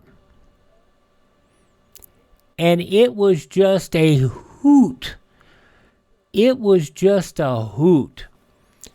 If I remember, I'll try to put it up on the Facebook page, facebook.com/Classic Radio Theater with Wyatt Cox. And then he started doing producing, as I said. He produced The D.A., starring Robert Conrad and Harry Morgan. He produced O'Hara, United States Treasury, and other movies, other TV shows as well. Then came Emergency and Adam 12. That was great. It really did well. But Emergency was his last successful series. The only two shows he produced allegedly that ran longer than one season, Heck Ramsey, a component of the NBC Mystery Movie, and Project UFO, an anthology based on those UFO investigations that also ran for 2 seasons. He never did come up with another big hit show. You gotta love the fact that even in 1987, 5 years after his passing, he was remembered so fondly with a movie parody and homage to Webb by Dan Aykroyd and Tom Hanks, Dragnet. And yes, Harry Morgan was in there too, as Bill Gannon, who by now become a captain of detectives. It was wonderful. Heart attack, December 1982, 62 years of age. Dragnet. And remembering Jack Webb today here on Classic Radio Theater with Wyatt Cox. If you like what we do, visit our webpage at classicradio.stream. You can support us there through either buying something from the page or buy me a coffee. That works too. Up next, Ernest Chappell in the wonderful creation, Quiet Please.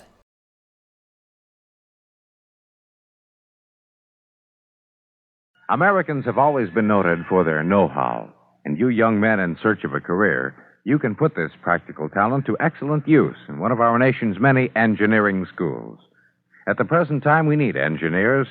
We need them to maintain our scientific and engineering superiority. So look to your future, to America's future. Plan now to become an engineer. The creator of Lights Out, Willis Cooper, who gave up the show to go to Hollywood and be a screenwriter, came back to radio in 1947 and created a new horror show of an entirely different variety. Horrific, terrifying, and very quiet. In fact, the show itself made it so quiet. Quiet Please.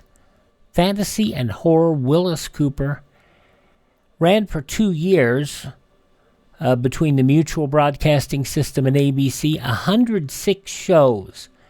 during that 2-year period, very few repeats. And we like, my favorite of the series is the thing on the Forble board. And if you've not heard that episode, we have run that before. This episode today goes back to 1948, 77 years ago, March 15th. It's the meeting at Ticonderoga. Quiet, please.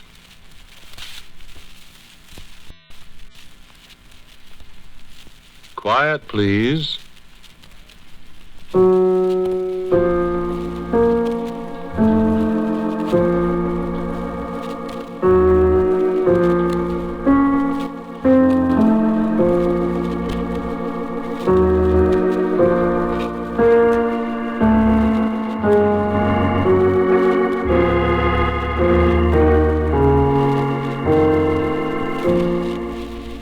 The Mutual Broadcasting System presents Quiet Please, which is written and directed by Willis Cooper and which features Ernest Chappell. Quiet Please for tonight is called Meeting at Ticonderoga.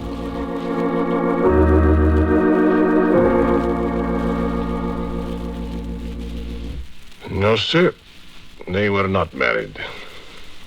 Yeah, they never saw each other in life. I suppose they're buried in the same cemetery lot because each one of them is a legend in these parts. Jane McRae. You'd think that's Scots, wouldn't you? I don't know, but there's a Scots flavor about the McRae. And you cannot deny that his name is as Scots as Claymore and Skindoo. I didn't know so much about Miss McRae, save that she was massacred by the Indians about the time of Saratoga, which, as you know, is not so far away from here. She was to have married an officer in Gentleman Johnny Burgoyne's army that come down for the North and that Benedict Arnold tore into ribbons, although Horatio Gates took the credit and later laid the foundation for Benedict's defection. Miss McRae was a famous beauty of the region, and they killed her and scalped her and paraded her long tresses about. It was the story of her barbarous death that stirred the people of the countryside to rally at Saratoga for one of the decisive battles of the world. But him, no, he was before that time. Me? No, I'm not for this town. I'm from Saratoga. You've been there. Aye, so. Can you read the inscription on his gravestone? Here lies the body of Duncan Campbell of Inverell, Esquire, Major to the Old Highland Regiment, age 55 years, who died the 17th of July, 1758, of the wounds received at the attack of the retrenchments of Ticonderoga or Carry On. Yes, retrenchments, that's what it says. Should be entrenchments, of course, but I suppose the village stonecutter in those days wasn't used to military terms. The Old Highland Regiment. That was the Black Watch. The oldest Highland regiment in the British Army. The 42nd Regiment of Foot. The bonny lads that have worn the red Hackalaboona braid bonnets since 1795. And Duncan Campbell of Inverell was its major under Lieutenant Colonel Francis Grant in 1758. And he and many a good Highland laddie of the Black Watch was killed at Ticonderoga. No, that was before Ethan Allen's time. The fort was just newly completed in the summer of 1758. And it was 17 years before Ethan Allen took it away from a sick man and a garrison of 20 soldiers. Montcalm was in command at Ticonderoga that summer. Aye, the same man that Wolfe defeated at Quebec later. Abercrombie was the British general. Yes, I know a good deal about it. I'm an old inhabitant of these parts. How about Duncan Campbell of Inverell now? A good man. A thoughtful man, God-fearing, good to all his fellows. It was his goodness that brought him to his death. so that he sleeps far away from the banks of the River Orr, with no descendant in all the world to mourn him. Have you the time, then? I'll tell you. Duncan Campbell had been casting up his accounts that night in the old hall of Inverall House, and he sat alone on the night that was to seal his fate, all unknowing. Can I see him, friend, a great, kindly, lonely man at an oaken table, scratching away at his papers with his quill in the candlelight. The shadows flickering about his head in the gloom, picking out tiny flashes of silver on the basket hilts of the bread claymores upon the wall. Can I see him start to his feet at the sound of someone knocking, hammering on the great door along the Inverall house in the middle of the night, and plucking up one of the little pistols they call Scots dags, and striding to the door in the dark to see what manner of man has come at this hour to call upon the laird of Inverall, and unbolting the door and flinging it open to whatever should be outside. Let me in! Let me in! Oh, gently, man. Who are you? They're out after me. Quick, shut the door. Lock it, for the love of heaven. There. Now, friend, I'd say you're safe. At least for the moment. You won't let them get me? Oh, what have you done, lad? Murder. Murder, eh? Well, murder's been done before in Scotland. Had you a good cause? As good a cause as any man ever had. And you were seen? Will you hide me?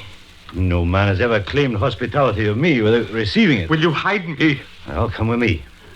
Oh, you hurt yourself. It's nothing. Well, you fought then? Yes, we fought. Listen. What did you hear? Horse, I thought. Be still. Aye, you were right, man. They're coming. Oh, we haven't much time. Well, let me see. Don't let them in. Don't let them in. Here, come with me.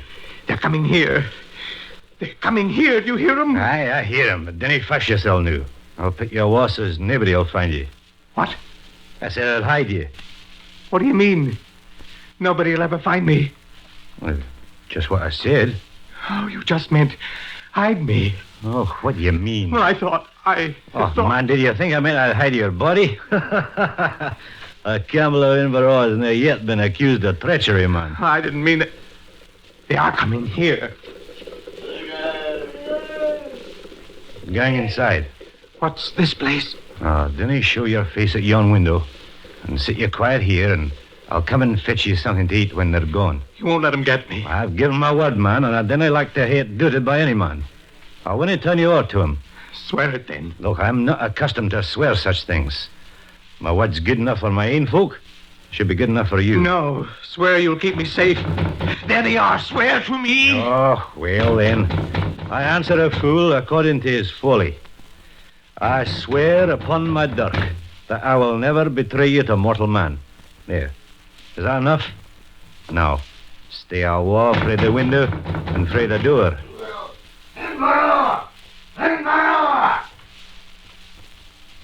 Oh, come on, go to the door in case they suspect.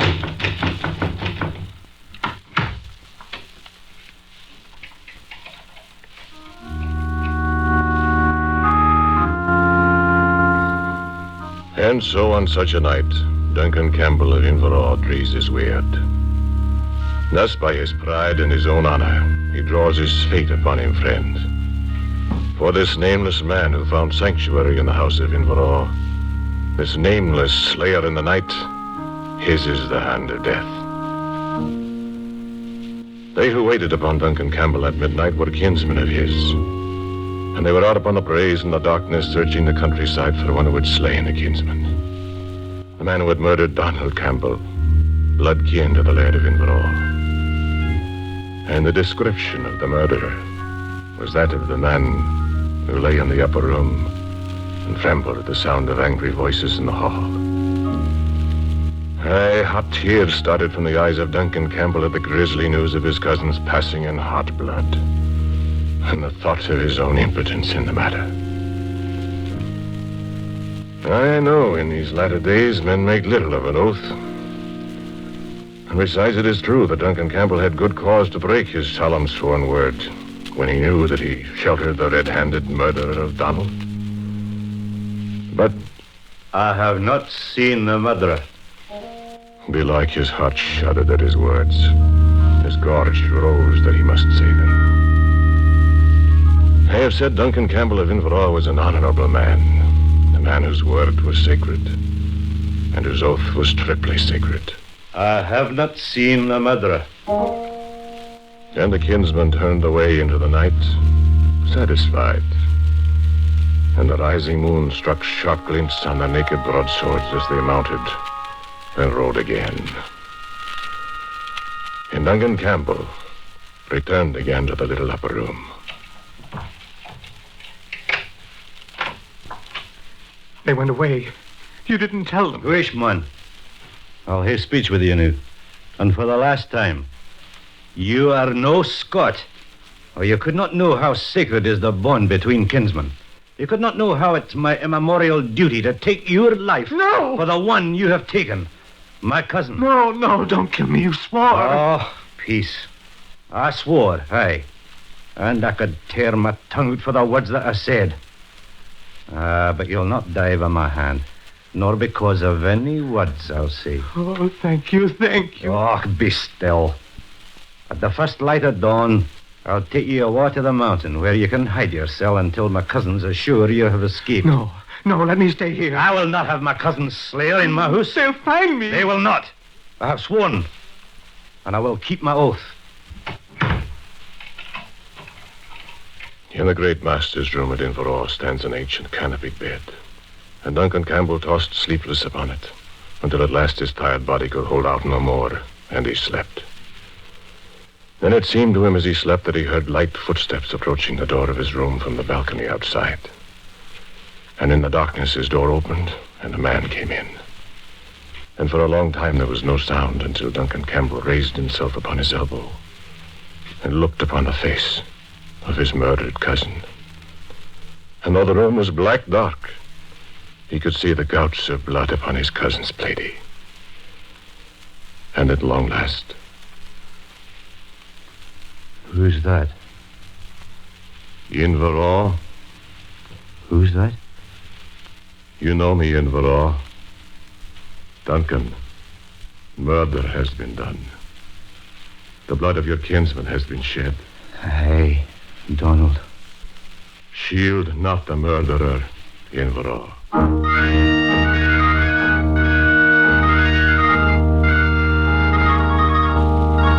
The morning was very near, and with the first light, Duncan Campbell awoke from his fitful sleep and went to the secret room where the murderer lay. Duncan Campbell might have slain the man as he slept, but he did not. Out across the braes to the slopes of Encrook, and he led the man, and never a word did he speak until they'd come to a secret cave high above the valley of the All. Here you'll be safe. Don't leave me here. Take me back. No. Please take me Oh, back. Haki, man.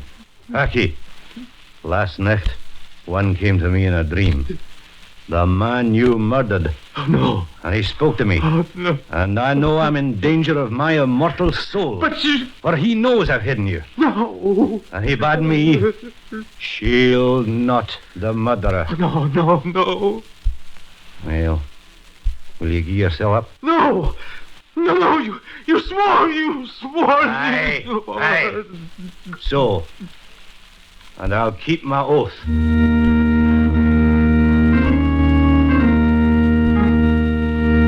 And on a second midnight, the ghastly figure of Donald Campbell came again to haunt his cousin, who held his honor above the ancient duty of vengeance for a slain kinsman. And again Duncan Campbell spoke of his oath, and the figure vanished. Then again, a midnight when the storm lashed the slopes of Ben Croken, and the wind howled above the eaves of Inverall House, and the lad lay alone in the canopied bed. I can't break my oath, Donald. Oh, I didn't ken it was you had slain. I tell you. Shield not the murderer, Inverall. Oh, what can I do? You wouldn't have me break my given oath. A blow for a blow, Inverall. And blood for blood. Nay. Oh, I can't do it. Then farewell, Inverall. I can't. I Come. Farewell, until we two shall meet at Ticonderoga.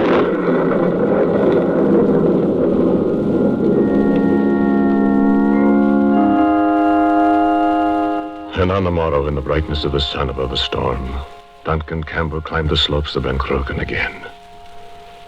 No man can say what was in his mind, but he carried his great battle claymore, and its shining blade mocked him as he made his way up the mountainside to the little hidden cave. The murderer was gone, and no man has ever found him.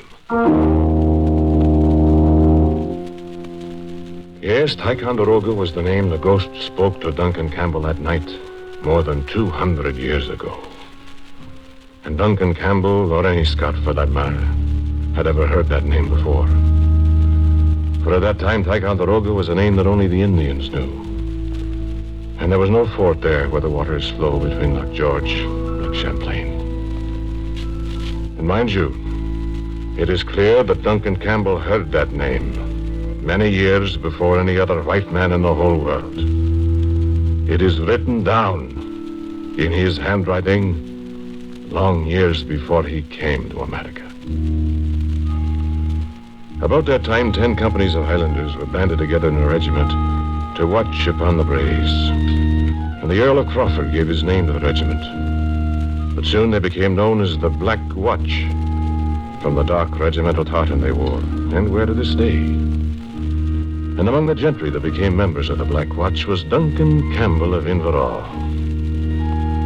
In the years since the ghost of his cousin spoke to him, Duncan Campbell had become a more dour man, a man hag-ridden by his conscience. And I can imagine him one day calling his kinsmen together, speaking to them of this thing that rankled in his breast. I can imagine the elder of the clan sitting in judgment upon him. Inverall, you acted a recht. It is a sad thing that you didn't know the man had murdered your own cousin.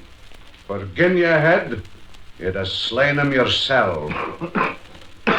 And justice would have been done. But a Campbell's word, once given, may not be broken despite all provocation. And I say that you have acquitted yourself with due honor. That is my judgment. Still in all, I wouldn't be happy to have on my soul, well, this Ticonderoga that your cousin Donald spoke of. You haven't heard of the place ever, you say? No.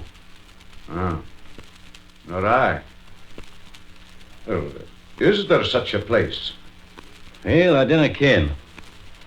But the name is forever in my mind. Ah, well, I wouldn't have fashed myself about it more, Inverall. For it's well known that the dead have wisdom not vouchsafed us who walk the earth. And it may be that this is another name they have for the afterlife. Well, go your way, Inverall, and fear not. Ye are a man of honor.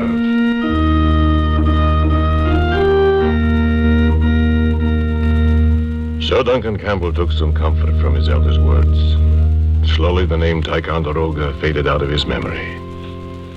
He served honorably and well in the Black Watch, and the day came when he became its major.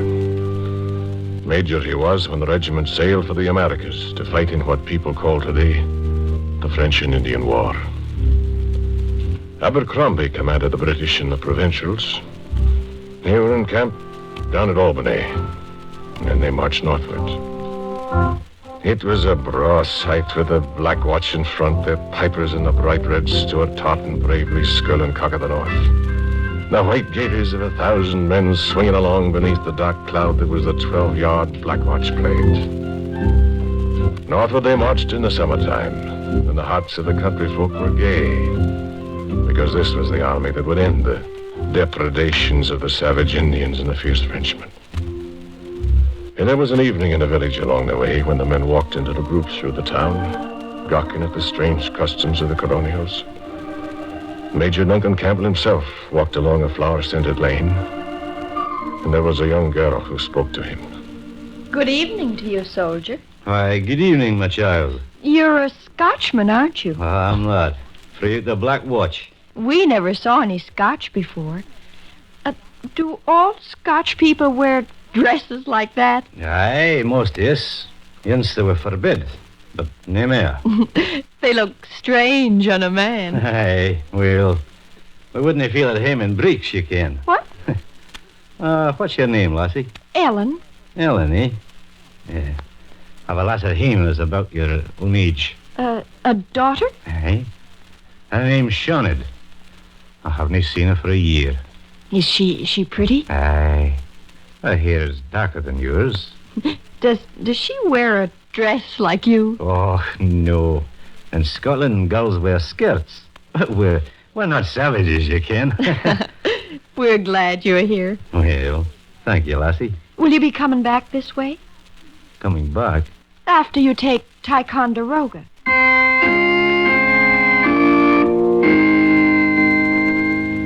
Ticonderoga. A name almost forgotten, conjured up out of nothing by a girl in a strange American village. Duncan Campbell had never heard the name in the army. They said we were to attack at Fort Carillon. Aye, that's what the French call it, Duncan. Aye, but the girl said Ticonderoga. That's the Indian name of the place. Have you heard the name Ticonderoga before? I think so. Oh. Is anyone else? I believe so, Duncan. And you were keeping it a secret from me. Duncan, the real name of the place is Carillon, I tell you. Ticonderoga. Until we meet at Ticonderoga.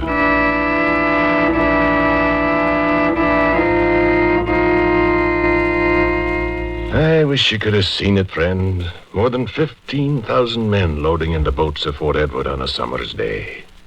The Highlanders, the Royal Americans, the 17th, the 46th, a dozen British regiments and more provincials, loading into boats to make their way up to Ticonderoga. And Abercrombie himself called Major Duncan Campbell of Inverlois into his quarters as the loading began. Spoke to him of Ticonderoga, for he had heard the story too. Abercrombie told him he was keeping 2 companies of the Black Watch at Fort Edward.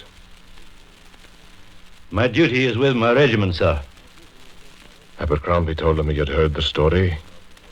He did not wish to risk the loss of a brave officer. Sir, whether or not R.D. is of small moment, I have my honor to consider. And Abercrombie, who had done his best, could do no more. And in the first of the boats rode Duncan Campbell of Inverlois, Major of the Black Watch.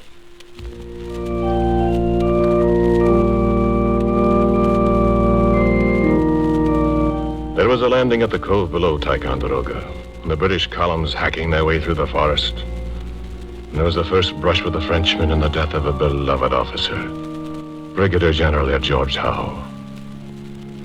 There was a long struggle against the blackness of the woods, the regiments hopelessly entangled, and the weary way back to the landing. And the French, waiting implacably up there at the unfinished fort, building their earthworks, cutting down trees, sharpening their bayonets, weighing out their powder, waiting for the assault. And a British general who should have known better, for his attack on Ticonderoga was childish. Many men died for his foolishness. But that's past. Let me tell you of Duncan Campbell, who lies buried here. It was dark in the forest, and Duncan Campbell and his friend were searching for soldiers that had straggled away, and found themselves in a hopeless wilderness of trees. The eminence of Ticonderoga weighed heavy on Duncan Campbell's heart. I've made my will. I think you're worrying about this too much, Duncan. No. That was only a dream. Perhaps. Perhaps. But he said Ticonderoga. And that was, how many years ago? No, this is where I be. The ghost didn't say this is where you'd be. I didn't need to. I kennot well. No, we're all fae, we Scots, and we ken the hand of fate. I wouldn't have chosen it this way, but this is the way it's to be. And, I'm content. I wish you'd forget. No, it cannot be forgot. I shall na go off for here. Shall we go back to the shore? There cannot be any more soldiers out here now. And if there are, they just have to stay. Aye, so. War's cruel, we men. Aye. Hey, wait. There's a soldier. Where? I didn't see it. By yon tall bush. A Scot, too. Hey there, you. I didn't see anyone, Duncan. They're sitting there, probably falling asleep. Hey! Oh, I'll run over and wake him. How some of these gillies can fall asleep anywhere, any where are you time. going? I didn't see it. Leave it. Hey, soldier. Hey, come on, wake up. Come on, man, wake up. What? Oh. Aye, Duncan. We're well met.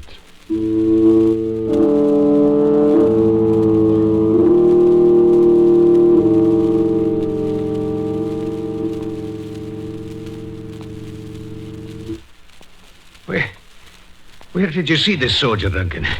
You see nobody? What? Of course not. Aye, Donald.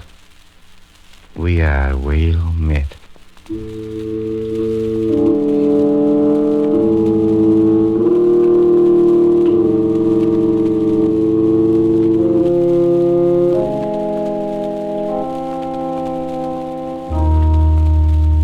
And that is the story. And it's true.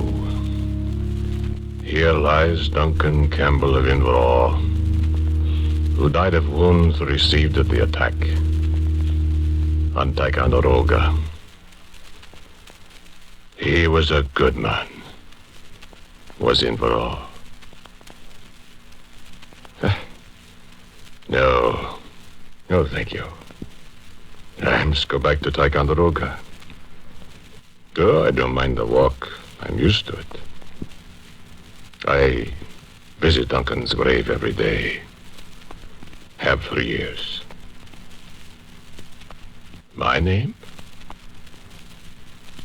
My name's Donald Campbell. I'm Inverall's cousin.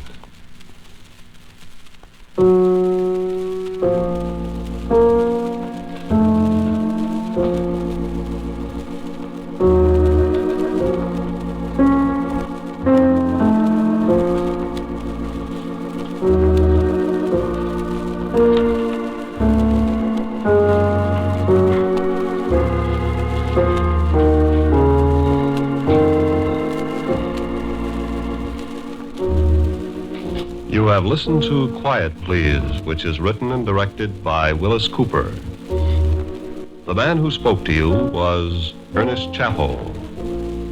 And J. Pat O'Malley, whom we're always glad to welcome on Quiet Please, was Inverall. Others in the cast were Norman Mackay, Ellen Fenwick, Court Benson, and Ted Osborne. Original music for Quiet Please is composed and played by Albert Berman. Now, for a word about next week's Quiet Please, here is our writer-director, Willis Cooper. My story for next week is called A Night to Forget. It's about a man who wished he could and couldn't.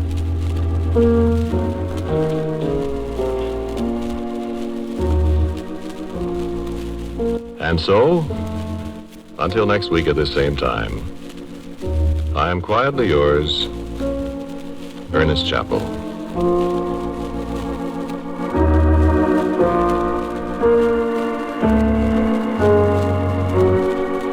Quiet Please comes to you from New York. This is the world's largest network serving more than 450 radio stations, the Mutual Broadcasting System.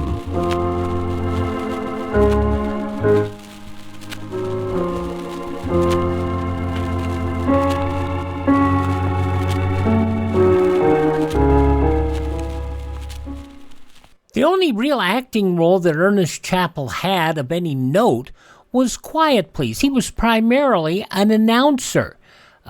He was the announcer for Phil Spitani's radio program, the musical program. He served as the announcer for the Campbell's Playhouse and for the Adventures of Ellery Queen. He also did the Pall Mall cigarette advertising in the mid-50s into the mid-60s, and the famous tagline, "Buy Pall Mall famous cigarettes, outstanding, and they are mild." But he did a lot of announcing work. He did not a whole lot of acting on radio, but what he did in this was amazing.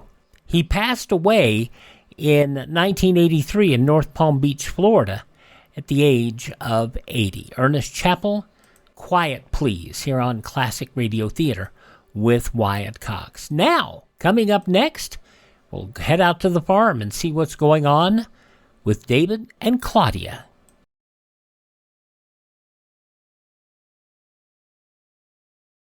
Ladies and gentlemen, last year's traffic death toll was 37,500, a 7% increase over 1950. The National Safety Council believes that the best way to promote safety on the road is for each of us to know and obey traffic laws, to read and heed traffic signs. So be careful. The life you save may be your own. Now it's time to check in on the Naughtons, Claudia and David. And by the way, it is not Norton. It is Naughton, Naughton. David and Claudia. The show first premiered as a segment of the Kate Smith Hour, starting back in 1941. And when Smith went off for the summer, the 10-minute segments were expanded to fill the whole time slot. They married in their first radio show, June 11th, 1941. Those episodes starred Patricia Ryan and Dick Colmar, as Claudia and David. And we have, I think, no copies of those shows. We might. I'll dig around maybe. But they were brought back to radio in 1947, sponsored, as we told you, by the Coca-Cola Company. And they were distributed by syndication disc, originating at WGN in Chicago. As we told you, Catherine Bard, Paul Crabtree played in this version of Claudia and David, and Peggy Allenby playing Mrs. Brown. And now we hear one of the last of the shows. The show ended distribution on March 25th of 1949. So we're going to carry it all the way up to the end. Let's get this episode of Claudia, as it was originally broadcast 76 years ago today, March 15th, 1949. Your Coca-Cola bottler presents Claudia.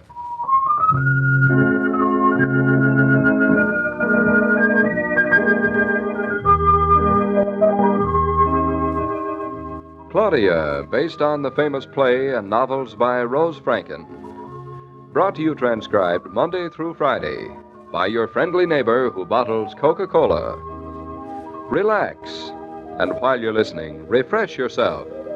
Have a Coke.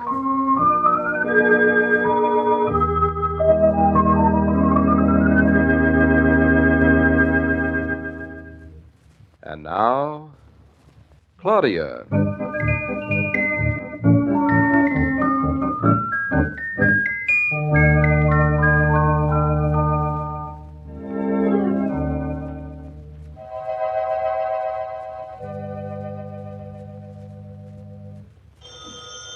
Oh, David, I'm sorry.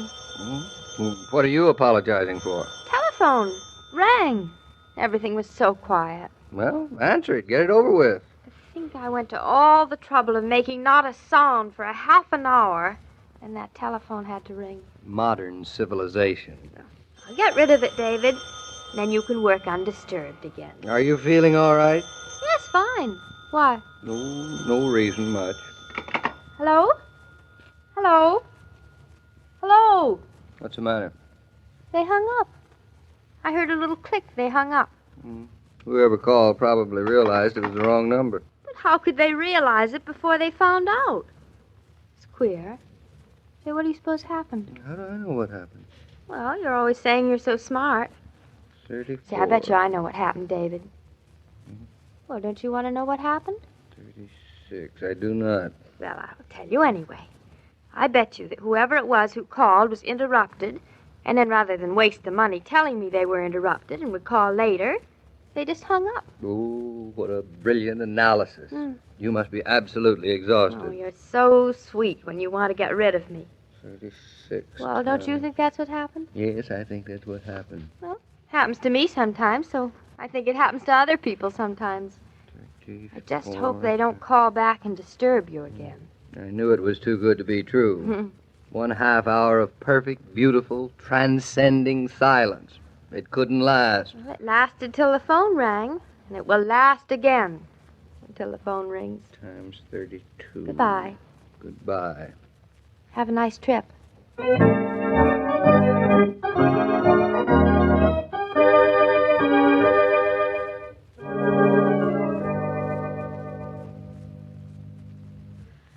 Oh, it's so quiet.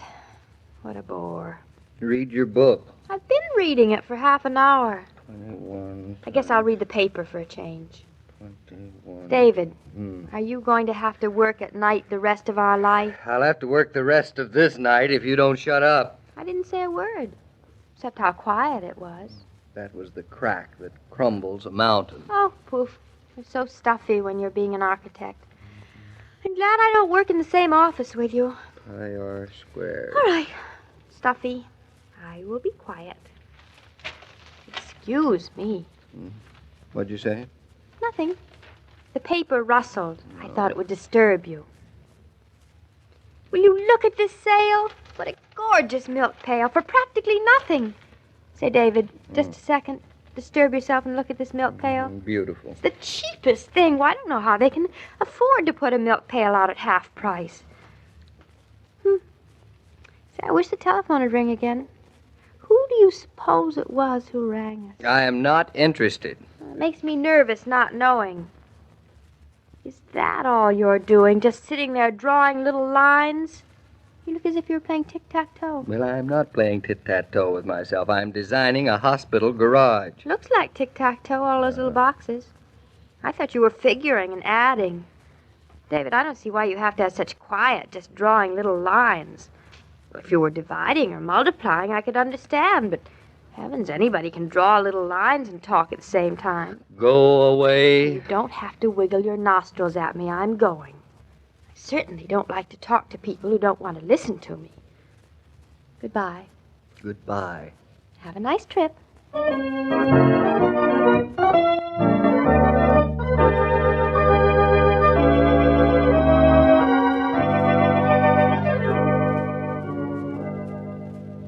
Claudia! Don't shout so loud, Mama. David's working. Come on out in the hall. Tell me what you're doing. I'm being quiet. And for her, it's a full-time job. Isn't it time you went to bed? No, David's not through working. That poor man. He works all day and he works all night. Maybe he'd be through a lot sooner if you kept a little quieter. I have been as quiet as a broken record. Mama, listen, there's the most terrific sale in Westbrook tomorrow. All sorts of household and farm goods. How'd you like to go? Oh, yes, dear, I wouldn't mind. We'll save a fortune. At least $1. I'll get David to leave the car. Do that. I will. I'm going to bed. Why don't you tell David it's late and it's time he goes to bed? Well, you know how he is when he has work to do. Yes, I know, but enough's enough. You tell him, Mama. No, thank you. I'm not married to him. I am. That's why I don't dare open my mouth. That I find difficult to believe. Good night, dear. Sweet dreams, Mama. Well, what did Mama have to say? You were eavesdropping. I didn't drop a single Eve, or I'd have known what Mama had to say. She didn't have anything to say. I suppose all women talk when they have nothing to say. Well, if you have nothing pleasanter to say, you better go back to work. But Mama thinks you should go to bed instead. And you? Me too. I too. Then why don't you? David, are you taking the car into New York tomorrow? I was planning to. Oh. Roger wants to drive out to Long Island. Oh. You really think he does? Why? You want to use a car? Oh, well, I'd certainly love to. No. It's quite important, too. Of course, I wouldn't want to interfere with your work, but it's quite important. Mm-hmm. Well, what is it? Well, I just found out in this newspaper. Listen, I showed you the milk pail. I want to go to Westbrook and buy a lot of other stuff, too. What is going on in Westbrook? I told you, a big sale. You told me nothing of the sort. You just don't listen to what I have to say half the time. That's the whole thing. There is a big cut-rate sale in Westbrook, and I want to go and save us some money. Haven't you learned, Claudia, that you never save any money that way? David, you just don't know how to add. If you buy something for $3 that was $5, you save $2. But if you don't need it in the first place, you've thrown away $3. But we need a new milk pail. Well, buy it in Eastbrook. But this one is cheaper. It's on sale. Now, get back to work. Don't talk so much. You never get the best quality goods at a cut-rate sale. And why not? They weren't always cut rate, were they? The fact that they are cut rate now is reason enough to stay away. Honestly, if you aren't a snob.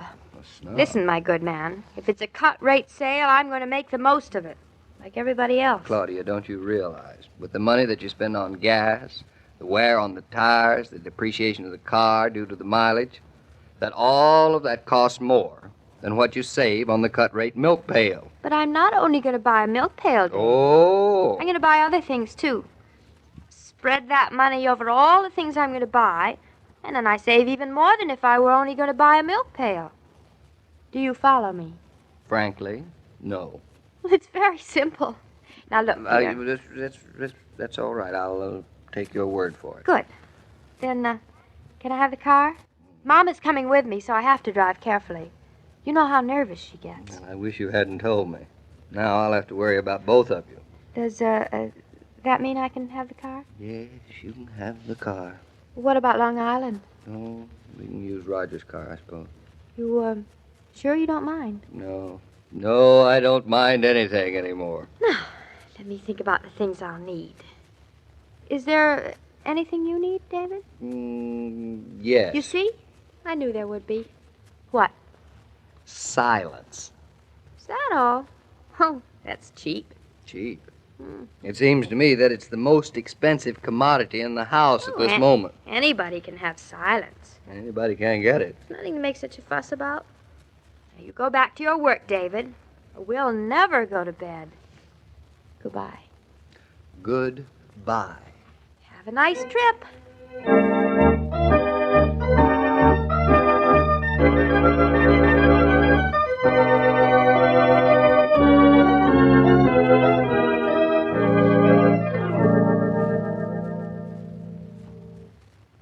David, I'm not interrupting you again, but I just want to know if there's anything you need for the barn. I'm trying to save you money, you know. Your blood really tingles when you think of going to a sale, doesn't it? Mm-hmm. You're like a Roman gladiator approaching battle, like a hunter stalking his prey. Why, the thought of saving one nickel, just one measly little thin nickel, is so thrilling to you that you would waltz. Are you finished working? No. I want to get a good night's sleep before I go shopping. Well, what about my work? What about it? I haven't finished it. You haven't finished it? No. Do you mean to say you have been sitting here all evening? I certainly And do. you haven't finished it yet? No, I have not. David, you're as slow as a poke. What have you been doing all evening? What do you think I've been doing all evening? Well, I've been sitting here in complete, utter silence. I put everything aside so you can concentrate at your work. And after hours, you haven't finished. I haven't finished. And I wonder if you would just think very hard, if you could think up the reason why. Well, I know perfectly well why. You're not concentrating, that's why. Mm-hmm. You're always telling me when I work to concentrate. Concentrate. Why don't you practice what you preach? Oh, Claudia. I wonder why I don't practice what I preach. Now, go ahead, David. Try to concentrate. I certainly will. So 32 we can go to bed? times 24. Can't sit here all night, you know. Oh, we can't we? David, why are you looking so funny? Because I have been listening to you scold me for not getting my work finished. When you've been sitting here, chattering Chatter all evening long. You're accusing me of chattering? I've said 2 words. Well, they're the longest 2 words in the dictionary. All right. Just for that, I won't say another word to you. Oh, bliss. You'll be sorry. Not one more word. All right, now, not one more word. Except. I thought there would be an except. Except. You're awfully grumpy. Thank you. You're awfully stuffy. Thank you. You're awfully persnickety. And you're awfully sweet. And so are you. At any other time. Now, would you do me a kind favor and go away? Goodbye. Goodbye. Have a nice trip. Quiet. 30. Oh. Oh, David, I'm sorry. The phone rang again. Well, hurry up. Answer it. Or they'll hang up on you and you'll wonder who it was and start talking all over again.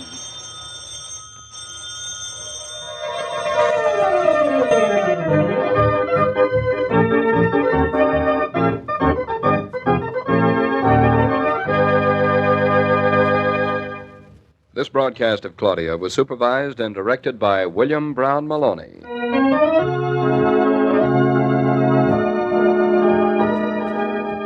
In the lobbies of theaters and hotels, at the hairdressers and the barbers and the grocers, in shops of all sorts, people wait for minutes on end.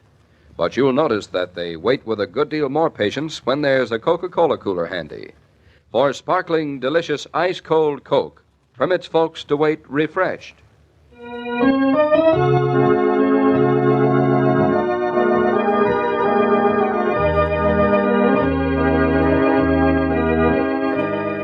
Every day, Monday through Friday, Claudia comes to you transcribed with the best wishes of your friendly neighbor who bottles Coca-Cola.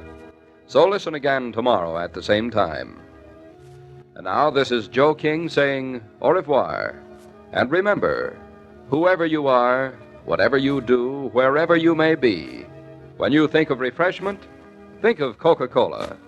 For Coca-Cola makes any pause the pause that refreshes. And ice-cold Coca-Cola is everywhere.